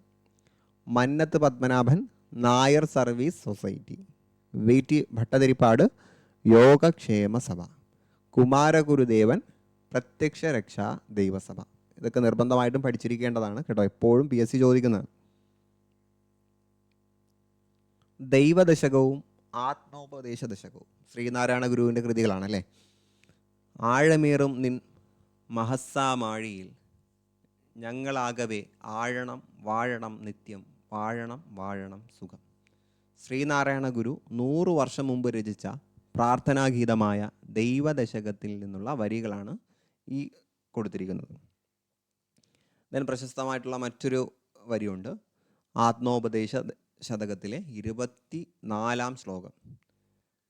അവനിവനെന്നറിയുന്നതൊക്കെയോർത്ത ലവനിലയാദിമ ഓരാത്മരൂപം അവനവനാത്മസുഖത്തിനാചരിക്കുന്നത് അപരന് സുഖത്തിനായി വരയണം. അപ്പോൾ ജസ്റ്റ് ഒന്ന് വായിച്ച് മനസ്സിലാക്കി വെക്കുക. നമുക്ക് ഒറ്റ സ്ട്രെച്ചിൽ വായിക്കാൻ ചില ബുദ്ധിമുട്ട് ചിലപ്പോൾ ഉണ്ടാവും. ദെൻ സാമൂഹിക പരിഷ്കരണ പ്രസ്ഥാനങ്ങൾ സാമൂഹിക മാറ്റത്തിനായുള്ള സമരങ്ങൾക്ക് പ്രചോദനമേകി. മാറുമറയ്ക്കാനുള്ള അവകാശത്തിനായി തെക്കൻ തിരുവിതാംകൂറിലെ ചാന്നാർ സ്ത്രീകൾ പോരാട്ടം നടത്തി. അപ്പോൾ ചാന്നാർ സ്ത്രീകൾ പോരാട്ടം നടത്തിയത് മാറുമറയ്ക്കാനുള്ള അവകാശത്തിന് വേണ്ടിയാണ്. ഇതിനെ തുടർന്ന് 1859 ജാക്കറ്റും മേൽമുണ്ടും ധരിക്കാനുള്ള അവകാശം ചാന്നാർ സ്ത്രീകൾക്ക് അനുവദിക്കാൻ ഉത്രം തിരുനാൾ മഹാരാജാവ് നിർബന്ധിതനായി. അപ്പോൾ ഉത്രം തിരുനാൾ മഹാരാജാവാണ് അവർ അവകാശം നൽകുന്നത്, നിർബന്ധിതനായി നൽകിയതാണ്. 1888 ശ്രീനാരായണ ഗുരു അരുവിപ്പുറത്ത് നടത്തിയ ശിവപ്രതിഷ്ഠ സാമൂഹിക രംഗത്ത് പുതുചലനങ്ങൾ സൃഷ്ടിച്ചു. ക്ഷേത്രകർമ്മവും പൂജകളും ചെയ്യാനുള്ള അവകാശം അവർണ സമൂഹത്തിൽപ്പെട്ടവർക്ക് കൂടി നേടിയെടുക്കാൻ ഇതിലൂടെ കഴിഞ്ഞു. അപ്പോൾ ആ വർഷം ഓർക്കുക 1888. നമുക്ക് പെട്ടെന്ന് ഓർത്തിരിക്കാൻ പറ്റുന്നൊരു വർഷം കൂടിയാണ്, PSC നിരന്തരം ചോദിക്കുന്നത് കൂടിയാണ്. ജാതിഭേദം മതദ്വേഷം ഏതുമില്ലാതെ സർവരും സോദരധ്യേന വാഴുന്ന മാതൃകാ സ്ഥാപനമാണിത്. ഇമ്പോർട്ടൻ്റ് ആണ്, ഈ വരി ചോദിച്ചിട്ടുണ്ട് എന്ന് അരുവിപ്പുറത്ത് ക്ഷേത്രത്തിന് മുന്നിൽ ശ്രീനാരായണ ഗുരു രേഖപ്പെടുത്തി. അപ്പോൾ ഈ വാചകങ്ങൾ രേഖപ്പെടുത്തിയിരിക്കുന്നത് അരുവിപ്പുറത്തെ ക്ഷേത്രത്തിന് മുന്നിലാണ്. വിജ്ഞാനത്തിന് പ്രാധാന്യം നൽകിയിരുന്ന ഗുരു ക്ഷേത്രങ്ങളോടനുബന്ധിച്ച് വിദ്യാലയങ്ങളും വായനാശാലകളും സ്ഥാപിച്ചു. വിദ്യ കൊണ്ട് പ്രബുദ്ധരാവാനും സംഘടന കൊണ്ട് ശക്തരാകാനും അദ്ദേഹം ഉദ്ബോധിപ്പിച്ചു. കഴിഞ്ഞ ക്ലാസ്സിൽ നമ്മൾ പറഞ്ഞു. വാദിക്കാനും ജയിക്കാനുമല്ല അറിയാനും അറിയിക്കാനുമാണ് എന്ന് പ്രഖ്യാപനത്തോടെ ആലുവയിലെ സർവ്വമത സമ്മേളനം വിളിച്ചുകൂട്ടി. ഇതും കഴിഞ്ഞ ക്ലാസ്സിൽ പറഞ്ഞതാണ്. ഉദാത്തമായ മനുഷ്യസ്നേഹത്തിലും സർവമത സാഹോദര്യത്തിലും അധിഷ്ഠിതമായിരുന്നു ശ്രീനാരായണ ഗുരുവിൻ്റെ സന്ദേശങ്ങളും പ്രവർത്തനങ്ങളും. ഓക്കെ അല്ലേ? ഇനി സഞ്ചാര സ്വാതന്ത്ര്യത്തിനായി കേരളത്തിൽ നടന്ന പ്രക്ഷോഭങ്ങളിൽ പ്രധാനപ്പെട്ടതാണ് വൈക്കം സത്യാഗ്രഹം. ഈ സെൻറ്റൻസ് ഇതേപോലെ തന്നെ PSC ചോദിക്കാറുണ്ട്. സഞ്ചാര സ്വാതന്ത്ര്യത്തിന് വേണ്ടി കേരളത്തിൽ നടന്ന പ്രധാനപ്പെട്ട ഒരു പ്രക്ഷോഭമാണ് വൈക്കം സത്യാഗ്രഹം. 1924 TK മാധവൻ്റെ നേതൃത്വത്തിൽ നടന്ന ഈ സമരത്തോട് അനുഭാവം പ്രകടിപ്പിച്ച് മന്നത്ത് പത്മനാഭൻ്റെ നേതൃത്വത്തിൽ സവർണജാഥ സംഘടിപ്പിച്ചു. ഇതേപോലെ ചോദിക്കാറുണ്ട്. ടി.കെ. മാധവൻ്റെ നേതൃത്വത്തിലാണ് വൈക്കം സത്യാഗ്രഹം നടക്കുന്നത്. വൈക്കം സത്യാഗ്രഹത്തിന് ഐക്യദാർഢ്യം പ്രഖ്യാപിച്ചുകൊണ്ട് സവർണജാഥ സംഘടിപ്പിച്ചത് മന്നത്ത് പത്മനാഭനാണ്. ഈ സമരങ്ങളെ തുടർന്നാണ് വൈക്കം ക്ഷേത്രത്തിന് ചുറ്റുമുള്ള പൊതുനിരത്തിലൂടെ യാത്ര ചെയ്യാൻ അവർണജാതിക്കാർക്ക് അനുവാദം ലഭിച്ചത്. ഗുരുവായൂർ ക്ഷേത്രത്തിൽ എല്ലാ ജാതിയിൽപ്പെട്ട ഹിന്ദുക്കൾക്ക് പ്രവേശനം അനുവദിക്കണമെന്നാവശ്യപ്പെട്ട് കെ. കേളപ്പൻ്റെ നേതൃത്വത്തിൽ ഗുരുവായൂർ സത്യാഗ്രഹം നടന്നു. അപ്പോൾ ഗുരുവായൂർ സത്യാഗ്രഹം നടക്കുന്നത് കെ. കേളപ്പൻ്റെ നേതൃത്വത്തിലാണ്. വർഷം ഓർക്കുക, 1931. എ. കെ. ഗോപാലനായിരുന്നു സമരത്തിൻ്റെ വളണ്ടിയർ ക്യാപ്റ്റൻ. അപ്പോൾ സമരത്തിൻ്റെ volunteer captain A. K. Gopalan, AKG ആണ്. ഈ വരയിടുന്നതെല്ലാം മുൻവർഷ ചോദ്യമാണ് കേട്ടല്ലോ. ഈ സത്യാഗ്രഹത്തിൽ പി. കൃഷ്ണപിള്ളയ്ക്ക് ക്രൂരമായ മർദ്ദനമേറ്റു. ഈ ജനകീയ സമരങ്ങളുടെ എല്ലാം ഫലമായിട്ടാണ് 1936 നവംബർ 12 തിരുവിതാംകൂറിൽ ക്ഷേത്രപ്രവേശന വിളംബരം പുറപ്പെടുവിച്ചത്. അപ്പോൾ ക്ഷേത്രപ്രവേശന വിളംബരം, വർഷം, ഡേറ്റ് അടക്കം പഠിക്കുക. 1936 നവംബർ 12 ക്ഷേത്രപ്രവേശന വിളംബരം. വളരെ ശ്രദ്ധേയമായിട്ടുള്ളൊരു വിളംബരമാണ്. തുടർന്ന് മദുരാശി ക്ഷേത്രപ്രവേശന വിളംബര പ്രകാരം മലബാറിലും കൊച്ചി രാജാവിൻ്റെ വിളംബര പ്രകാരം കൊച്ചിയിലും എല്ലാ വിഭാഗക്കാർക്കും ആരാധനാ സ്വാതന്ത്ര്യം ലഭിച്ചു. അപ്പോൾ ക്ഷേത്രപ്രവേശന വിളംബരമാണ് എല്ലാ പ്രദേശങ്ങളിലും ഇത്തരമൊരു തീരുമാനമുണ്ടാകാൻ, ഒരു പ്രഖ്യാപനമുണ്ടാകാൻ കാരണമായി തീർന്നത്. ഇനി ദേശീയ പ്രസ്ഥാനങ്ങൾ കേരളത്തിൽ എന്ന ടോപ്പിക്കാണ്.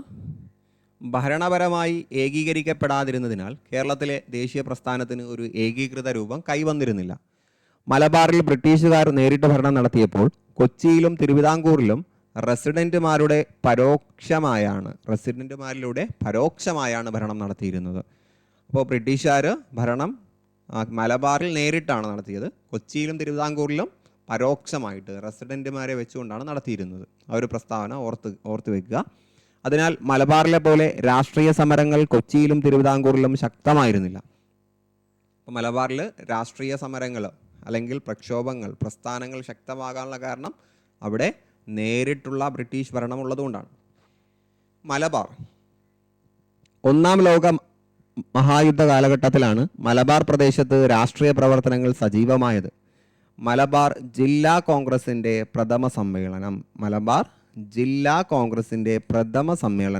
1816 ആനി ബെസന്റിൻ്റെ അധ്യക്ഷതയിൽ പാലക്കാട് വെച്ച് നടന്നു. ഇതെല്ലാം PSC ചോദിച്ചിട്ടുണ്ട്. 1916 പാലക്കാട് വെച്ച് നടന്ന ജില്ലാ കോൺഗ്രസിൻ്റെ പ്രഥമ സമ്മേളനത്തിൽ അധ്യക്ഷ ആയിരുന്നത് ആരാണ്? അല്ലെങ്കിൽ ആ ഒരു സമ്മേളനം ഏത് വർഷമാണ് നടന്നത്, എവിടെ വെച്ചാണ് നടന്നത്, എല്ലാം PSC ചോദിച്ചതാണ്.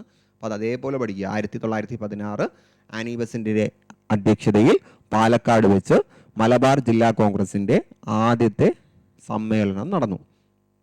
KP Keshava Menon, KP Raman Menon, Muhammad Abdul Rahman Sahib, K Madhavan Nair, E Moidu മൗലവി, MP നാരായണ മേനോൻ എന്നിവരായിരുന്നു ഇക്കാലത്ത് കോൺഗ്രസിൻ്റെ പ്രവർത്തനങ്ങൾക്ക് മലബാറിൽ നേതൃത്വം നൽകിയത്. പേരുകളൊന്നും വിട്ടുപോകാതെ പഠിക്കുക.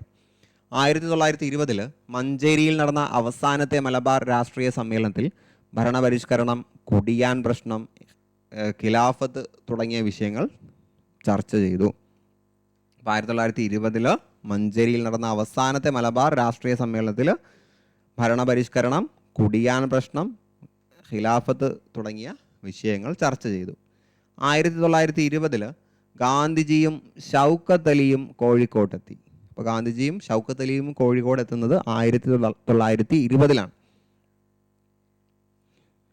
ഖിലാഫത്ത് പ്രസ്ഥാനത്തിന് പിന്തുണ പ്രഖ്യാപിച്ചു. അപ്പോൾ ഖിലാഫത്ത് പ്രസ്ഥാനത്തിന് പിന്തുണ പ്രഖ്യാപിക്കുന്നതിന് വേണ്ടിയാണ് ഗാന്ധിജി 1920 കേരളത്തിലേക്ക് വരുന്നത്. മുൻവർഷ ചോദ്യമാണ്. കട്ടിലശ്ശേരി മുഹമ്മദ് മൗലവി പ്രസിഡൻ്റായും മുഹമ്മദ് അബ്ദുറഹ്മാൻ സാഹിബ് സെക്രട്ടറിയായും ഖിലാഫത്ത് കമ്മിറ്റി രൂപീകരിച്ചു. അപ്പോൾ ഖിലാഫത്ത് കമ്മിറ്റി രൂപീകരിക്കുന്ന സമയത്ത് പ്രസിഡൻ്റ് ആയിരുന്നത് കട്ടിലശ്ശേരി മുഹമ്മദ് മൗലവിയാണ്. പ്രസിഡന്റ് കട്ടിലശ്ശേരി മുഹമ്മദ് മൗലവിയാണ്. മുഹമ്മദ് അബ്ദുറഹ്മാൻ സാഹിബാണ് സെക്രട്ടറി. ഖിലാഫത്ത് പ്രസ്ഥാനം മലബാറിൽ അതോടെ ശക്തിപ്പെട്ടു. ഇതേ തുടർന്ന് മലബാറിൽ പലയിടത്തും ബ്രിട്ടീഷുകാരുമായി നേരിട്ടുള്ള ഏറ്റുമുട്ടലുകൾ ഉണ്ടായി. ഏറനാട്, വള്ളുവനാട്, പൊന്നാനി താലൂക്കുകളിലായി മലബാറിലെ കർഷകരായ മാപ്പിളമാർ ശക്തമായ പോരാട്ടങ്ങൾക്ക് നേതൃത്വം നൽകി. അപ്പോൾ മലബാറിലെ ഏതൊക്കെ പ്രദേശത്താണ് പോരാട്ടം ശക്തമായത് എന്ന് ചോദിച്ചിട്ടുണ്ട്. ഏറനാട്, വള്ളുവനാട്, പൊന്നാനി, ഇതൊക്കെ പ്രസ്താവനകളായിട്ട് PSC ചോദിച്ചതാണ്. ഈ സമരങ്ങളെ പൊതുവെ മലബാർ കലാപം 1921 എന്നാണ് വിശേഷിപ്പിക്കുന്നത്. 1930കളിൽ നിയമലംഘന പ്രസ്ഥാനം മലബാറിൽ ശക്തമായി. കേളപ്പൻ്റെ നേതൃത്വത്തിൽ പയ്യന്നൂരിലും മുഹമ്മദ് അബ്ദുറഹ്മാൻ സാഹിബിൻ്റെ നേതൃത്വത്തിൽ കോഴിക്കോടും ഉപ്പുനിയമം ലംഘിച്ച് ഉപ്പുണ്ടാക്കി. അപ്പോൾ ഉപ്പുനിയമ ലംഘനത്തിന് കേരളത്തിൽ നേതൃത്വം നൽകിയത് പയ്യന്നൂരിൽ കേളപ്പൻ, കോഴിക്കോട് മുഹമ്മദ് അബ്ദുറഹ്മാൻ സാഹിബ്, രണ്ടും ചോദിച്ചിട്ടുണ്ട്. ഉപ്പുനിയമം ലംഘിച്ച സത്യാഗ്രഹികളെ ബ്രിട്ടീഷ് പട്ടാളം ക്രൂരമായി മർദ്ദിക്കുകയും സമരക്കാരെ അറസ്റ്റ് ചെയ്ത് ജയിലിൽ അടയ്ക്കുകയും ചെയ്തു. വിദേശ വസ്തു ബഹിഷ്കരണവും മദ്യഷാപ്പ് പിക്കറ്റിങ്ങുകളും ഖാദി പ്രചരണവും നിയമലംഘനത്തിൻ്റെ ഭാഗമായി നടന്നു. 1934 ഇതും പ്രസ്താവനയായിട്ട് വന്നിട്ടുള്ളതാണ് കേട്ടോ. ഈ നിയമലംഘനത്തിൻ്റെ ഭാഗമായിട്ട് നടന്ന കാര്യങ്ങൾ: വിദേശ വസ്തു ബഹിഷ്കരണം, മദ്യഷാപ്പ് പിക്കറ്റിംഗ്, ഖാദി പ്രചരണം, ഇതെല്ലാം നിയമലംഘനത്തിൻ്റെ ഭാഗമായിട്ട് നടന്ന കാര്യങ്ങളാണ് കേട്ടോ. ഇത് ശ്രദ്ധിക്കുക. 1934 ഗാന്ധിജി നിയമലംഘന പ്രസ്ഥാനം പിൻവലിച്ചതിൽ പ്രതിഷേധിച്ച് കേരളത്തിലെ കോൺഗ്രസ് പ്രവർത്തകരിൽ ഒരു വിഭാഗം സോഷ്യലിസ്റ്റ് പാർട്ടിക്കാരായി മാറി. 1939 കോൺഗ്രസ് സോഷ്യലിസ്റ്റ് പാർട്ടി കമ്മ്യൂണിസ്റ്റ് പാർട്ടിയായിട്ട് രൂപപ്പെട്ടു. അപ്പോൾ ഈ ഒരു സോഷ്യലിസ്റ്റ് പാർട്ടിയാണ് 1939 കമ്മ്യൂണിസ്റ്റ് പാർട്ടിയായിട്ട് മാറുന്നത്. EMS, AKG, P. കൃഷ്ണപിള്ള എന്നിവരായിരുന്നു പ്രമുഖ കമ്മ്യൂണിസ്റ്റ് നേതാക്കന്മാർ. അവർ കർഷകരെയും തൊഴിലാളികളെയും സംഘടിപ്പിച്ച് ജന്മിത്തത്തിനും ബ്രിട്ടീഷ് സാമ്രാജ്യത്തിനെതിരെയുള്ള സമരത്തിനും സജ്ജരാക്കി. കയ്യൂർ, മൊറാഴ, കരിവെള്ളൂർ എന്നിവിടങ്ങളിൽ കർഷക സംഘത്തിൻ്റെ നേതൃത്വത്തിൽ സമരങ്ങൾ നടന്നു. അപ്പോൾ കർഷക സംഘങ്ങളുടെ നേതൃത്വത്തിൽ സമരം നടന്ന സ്ഥലങ്ങൾ കയ്യൂർ, മൊറാഴ, കരിവെള്ളൂർ. ക്വിറ്റ് ഇന്ത്യ സമരകാലത്ത് സർക്കാർ കെട്ടിടങ്ങൾ നശിപ്പിക്കുക, പാലങ്ങൾ തകർക്കുക, ടെലഗ്രാഫ് കമ്പികൾ മുറിച്ചിടുക തുടങ്ങിയ പ്രവർത്തനങ്ങൾ മലബാറിലുണ്ടായിരുന്നു. ഇതിൽ പ്രധാനപ്പെട്ടതാണ് കീഴരിയൂർ ബോംബ് കേസ്. PSC എപ്പോഴും ചോദിക്കുന്നതാണ്. അപ്പോൾ കീഴരിയൂർ ബോംബ് കേസ് ഏതുമായിട്ട് ബന്ധപ്പെട്ടതാണ്? ക്വിറ്റ് ഇന്ത്യ സമരവുമായിട്ട് ബന്ധപ്പെട്ടതാണ്. ഫറോക്ക് പാലം തകർക്കാൻ KB മേനോൻ, കുഞ്ഞിരാമക്കിടാവ് എന്നിവരുടെ നേതൃത്വത്തിൽ ഗൂഢാലോചന നടന്നു എന്നാരോപിച്ച് 27 പേരെ പ്രതി ചേർത്ത് കേസ് ഫയൽ ചെയ്തു. ഇതും ഓർത്ത് വയ്ക്കുക. ഇവിടെ 2 ബോക്സിൽ കുറച്ച് കാര്യങ്ങൾ കൊടുത്തിട്ടുണ്ട്, അതുകൂടി നമുക്ക് നോക്കാം. പൂക്കോട്ടൂർ യുദ്ധം. നിസ്സഹകരണവും ഖിലാഫത്തും ശക്തമായ മലബാറിൽ 1921 മലബാർ കലാപത്തിൻ്റെ ഭാഗമായി നടന്ന പ്രധാന സംഭവമാണ് പൂക്കോട്ടൂർ യുദ്ധം. അപ്പോൾ മലബാർ കലാപത്തിൻ്റെ ഭാഗമായിട്ട് നടന്ന പ്രധാനപ്പെട്ട ഒരു സംഭവമാണ് പൂക്കോട്ടൂർ യുദ്ധം.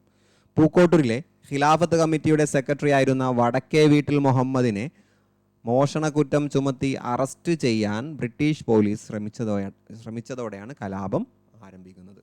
അപ്പം അന്നത്തെ ഖിലാഫത്ത് കമ്മിറ്റിയുടെ പൂക്കോട്ടൂരിലെ സെക്രട്ടറി ആയിരുന്ന വടക്കേ വീട്ടിൽ മുഹമ്മദിനെ മോഷണക്കുറ്റം ചുമത്തി അറസ്റ്റ് ചെയ്യാൻ ശ്രമിച്ചതാണ് പൂക്കോട്ടൂർ യുദ്ധത്തിൻ്റെ കാരണം ചോദിച്ചതാണ്. 3000-ലധികം ആളുകൾ പങ്കെടുത്ത കലാപം അമർച്ച ചെയ്യാൻ ബ്രിട്ടീഷ് ഗവൺമെൻറ് ഏറെ പ്രയാസപ്പെട്ടു. യുദ്ധത്തിൽ 100 കണക്കിന് പേർ കൊല്ലപ്പെട്ടു. ഇനി ചേറ്റൂർ ശങ്കരൻ നായരിനെ കുറിച്ച് കൊടുത്തിട്ടുണ്ട്. വളരെ പ്രസിദ്ധനായിട്ടുള്ളൊരു വ്യക്തിയാണ്, നമ്മൾ ഉറപ്പായിട്ടും അറിഞ്ഞിരിക്കേണ്ട ഒരാളാണ്. ഇന്ത്യൻ നാഷണൽ കോൺഗ്രസിൻ്റെ അധ്യക്ഷ പദവിയിലിരുന്ന ഒരേ ഒരു മലയാളിയാണ് പാലക്കാട്ടുകാരനായ ചേറ്റൂർ ശങ്കരൻ നായർ അഥവാ C. ശങ്കരൻ നായർ. ഒരുപാട് തവണ ചോദിച്ചിട്ടുള്ള ചോദ്യമാണ്. കോൺഗ്രസിൻ്റെ അധ്യക്ഷ പദവിയിലിരുന്ന ഒരേ ഒരു മലയാളി C. ശങ്കരൻ നായർ.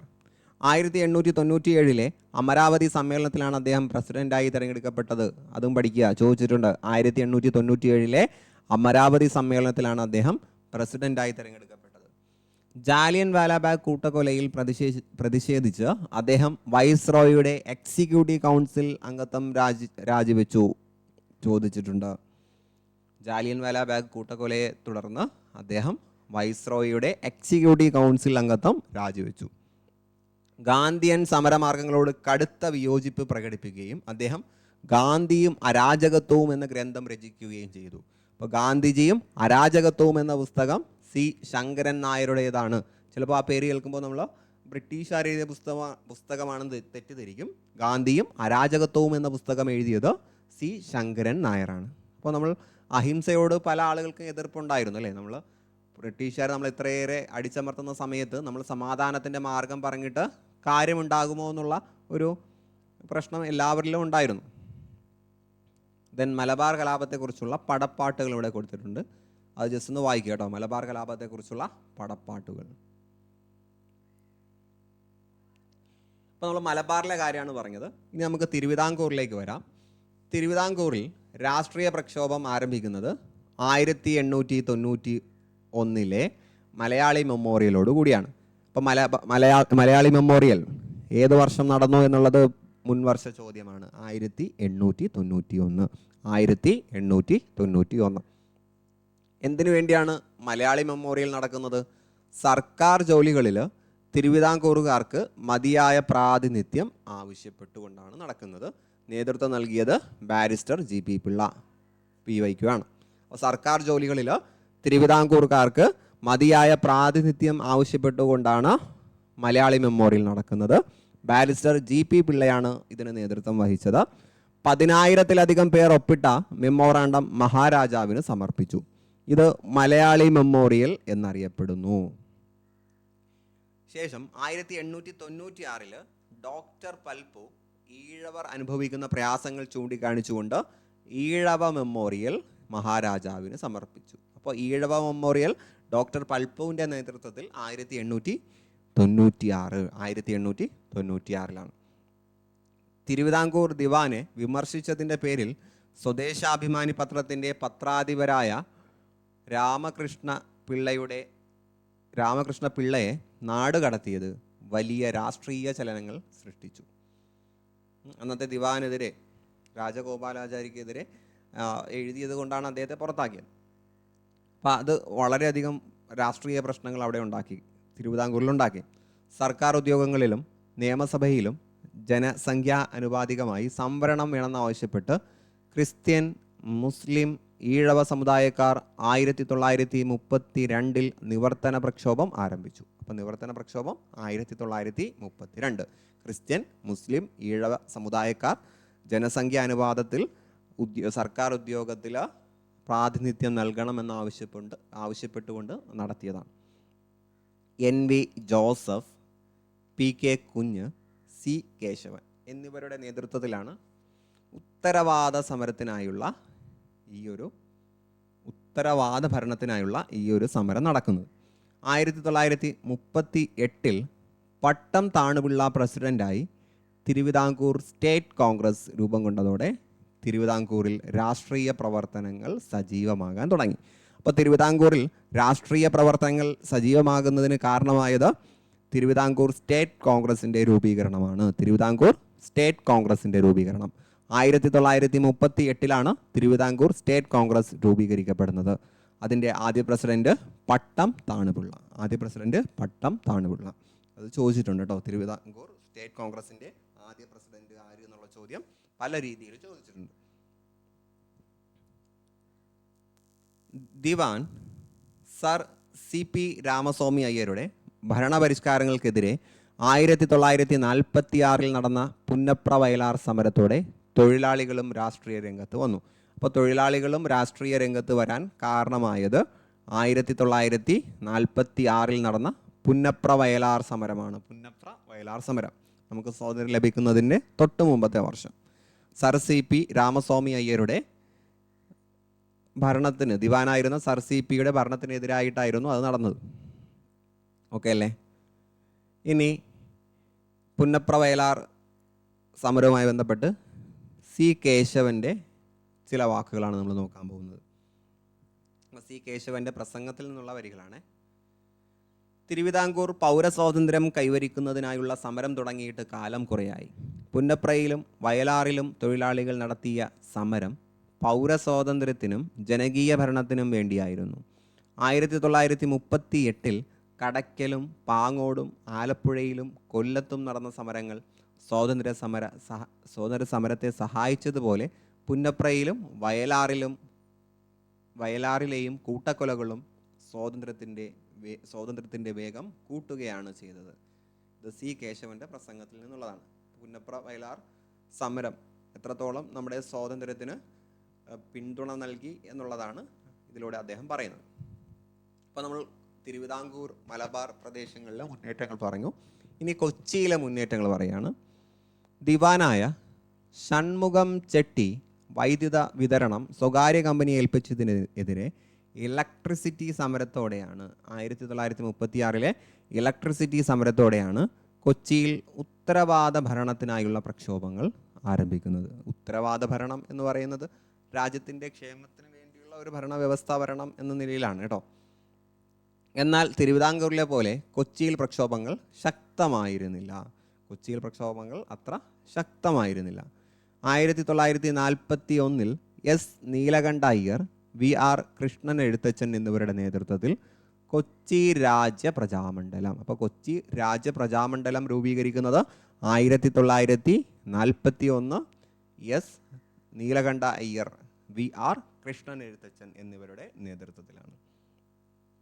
ഈ ഇക്കണ്ട വാര്യർ, പനമ്പിള്ളി ഗോവിന്ദമേനോൻ, കെ അയ്യപ്പൻ തുടങ്ങിയവരായിരുന്നു കൊച്ചി രാജ്യ പ്രജാമണ്ഡലത്തിൻ്റെ പ്രവർത്തനങ്ങൾക്ക് നേതൃത്വം നൽകിയത്.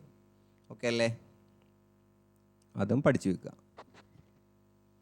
നമ്മുടെ നാട്ടിലെ സാമ്പത്തിക വ്യവസ്ഥ ഏറ്റവും അതൃപ്തികരമായ ഒന്നാണ്.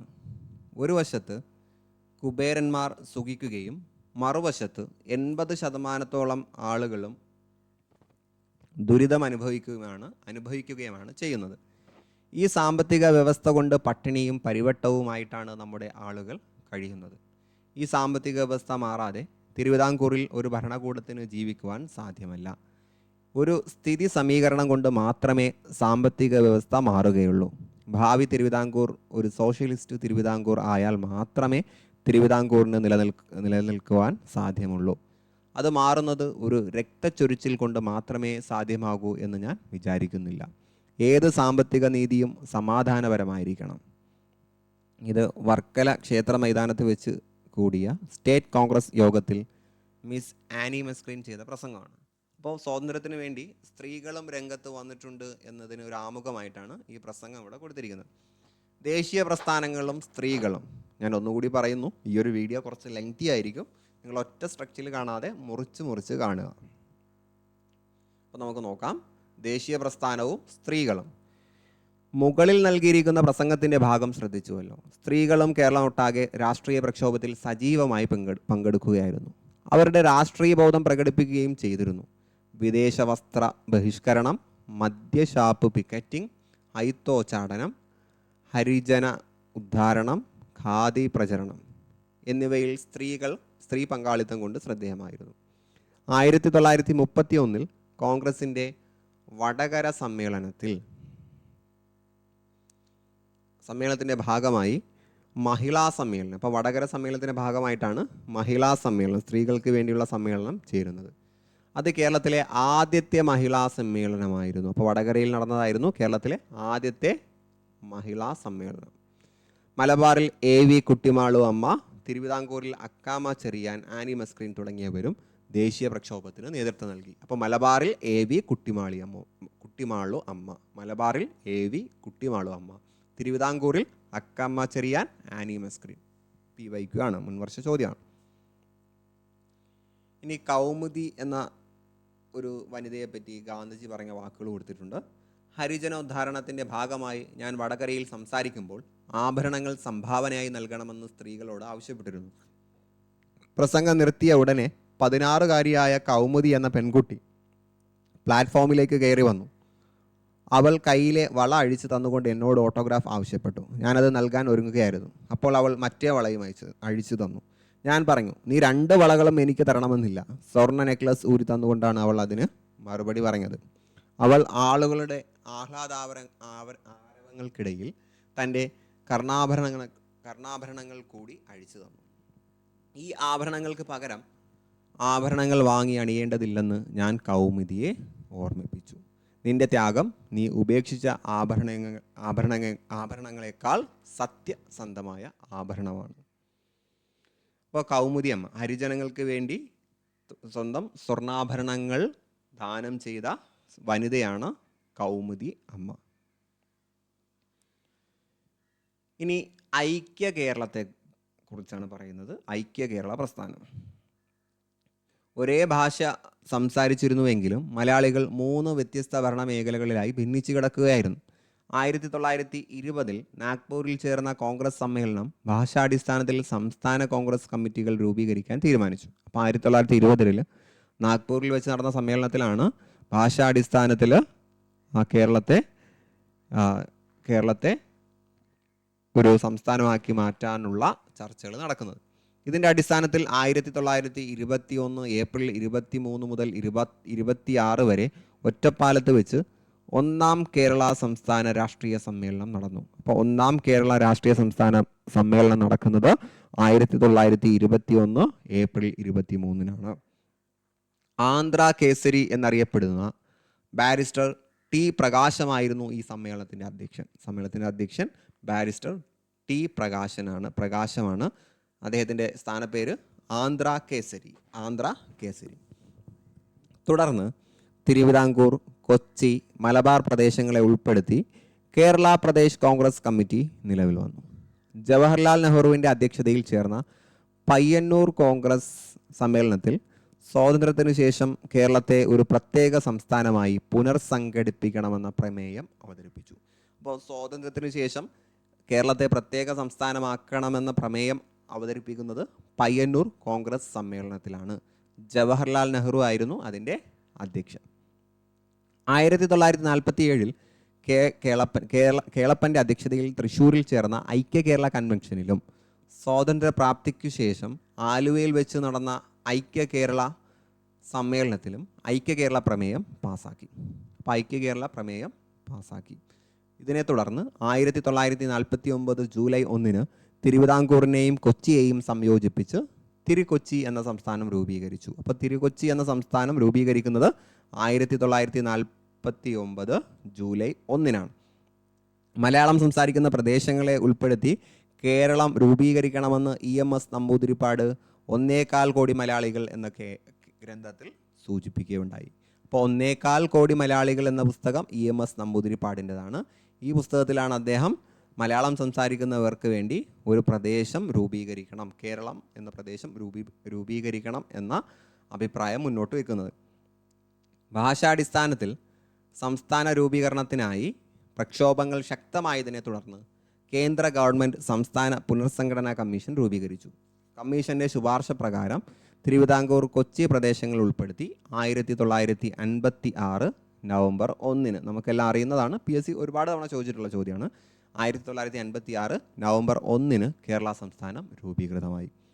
തിരുവിതാംകൂറിൻ്റെ ഭാഗമായിരുന്ന തോവാള, അഗസ്തീശ്വരം, കൽക്കുളം, വിളവൻകോട് എന്നീ താലൂക്കുകൾ മദിരാശി സംസ്ഥാനത്തിന് വിട്ടുകൊടുത്തു. അപ്പോൾ തോവള, അഗസ്തീശ്വരം, കൽക്കുളം, വിളവൻകോട് എന്നീ താലൂക്കുകൾ മദിരാശി സംസ്ഥാനത്തിന് വിട്ടുകൊടുത്തു.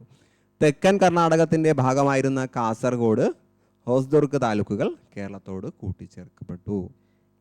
അപ്പോൾ കേരളത്തോട് കൂട്ടിച്ചേർക്കപ്പെട്ട ഭാഗങ്ങളും കേരളത്തിൽ നിന്നും മദിരാശിക്ക് വിട്ടുകൊടുത്ത ഭാഗങ്ങളും മനസ്സിലാക്കി വെക്കുക. ഇനി ഐക്യ കേരള പ്രതിജ്ഞ തയ്യാറാക്കിയത് NV കൃഷ്ണവാര്യരാണ്. ആ ഒരു പ്രഖ്യാപനം അവിടെ കൊടുത്തിട്ടുണ്ട്, ഞാനത് വായിക്കുന്നില്ല. ഇനി കേരളം ആധുനികതയിലേക്ക് എന്ന ഈ പാഠത്തിൻ്റെ പ്രധാനപ്പെട്ട കാര്യങ്ങൾ ഇവിടെ കൊടുത്തിട്ടുണ്ട്. യൂറോപ്യന്മാർ വന്നു അല്ലേ? പോർച്ചുഗീസ്, ഡച്ച്, ഇംഗ്ലീഷ്, ഫ്രഞ്ച്, ഇത്രയും യൂറോപ്യന്മാരാണ് കേരളത്തിൽ വരുന്നത്. ആദ്യകാലത്തെ ചെറുത്തു നിൽപ്പുകൾ പഴശ്ശിരാജ, വേലുത്തമ്പി, പാലിയത്തിച്ചൻ എന്നിവർ ചേർന്നാണ്. പിന്നെ സാമ്പത്തിക മാറ്റങ്ങൾ എന്തൊക്കെയാണെന്ന് ചോദിച്ചാൽ ലോക കമ്പോളത്തിൻ്റെ ഭാഗമായി ഭൂഖണ്ഡത്തിൻ്റെ മാറ്റങ്ങൾ വന്നു, ഭൂബന്ധങ്ങളിൽ മാറ്റം വന്നു, കൃഷിയുടെ വാണിജ്യവൽക്കരണം നടന്നു, വ്യവസായങ്ങൾ വളർന്നു. ഇനി സാമൂഹിക സാംസ്കാരിക മാറ്റങ്ങൾ എന്തൊക്കെയെന്ന് ചോദിച്ചാൽ വിദ്യാഭ്യാസം, നിയമം, ആരോഗ്യം, സാമൂഹ്യ പരിഷ്കരണ പ്രസ്ഥാനങ്ങൾ, വൈക്കം സത്യാഗ്രഹം, ഗുരുവായൂർ സത്യാഗ്രഹം, ക്ഷേത്ര പ്രവേശന വിളംബരം. ദേശീയ പ്രസ്ഥാനങ്ങൾ ഏതൊക്കെയാണെന്ന് ചോദിച്ചാൽ നിസ്സഹകരണ സമരം, നിയമലംഘന സമരം, ക്വിറ്റ് ഇന്ത്യ സമരം, ഐക്യ കേരളം. ക്ലാസ് കുറച്ച് ലെങ്തി ആയിട്ടുണ്ടെന്നറിയാം. നമുക്ക് പൂർണ്ണമായിട്ടും പെട്ടെന്ന് തന്നെ SCRT തീർക്കണം എന്ന ഉദ്ദേശത്തോടു കൂടിയാണ് ഞാൻ ഒറ്റ വീഡിയോ ആയിട്ട് തന്നെ ചെയ്തത്. അപ്പോൾ നിങ്ങൾ ക്ലാസ് ഒറ്റ സ്ട്രെച്ചിൽ കേൾക്കാൻ ബുദ്ധിമുട്ടായിരിക്കും. പല ക്ലാസ്സുകളായിട്ട് മുറിച്ച് കേൾക്കുക, പല തവണകളായിട്ട് കേൾക്കുക. ഞാൻ ഇനി പറഞ്ഞ് ദീർഘിപ്പിക്കുന്നില്ല. നമുക്ക് അടുത്ത ക്ലാസ്സിൽ ഇന്ത്യൻ ഹിസ്റ്ററിയാണ് ഡിസ്കസ് ചെയ്യാനുള്ളത്. അപ്പോൾ അടുത്ത ക്ലാസ്സിൽ നമുക്ക് എത്രയും പെട്ടെന്ന് തന്നെ കണ്ടുമുട്ടാം എന്ന് ആശംസിച്ചുകൊണ്ട് ഞാൻ നിർത്തുകയാണ്. എല്ലാവർക്കും എല്ലാവിധ വിജയാശംസകളും.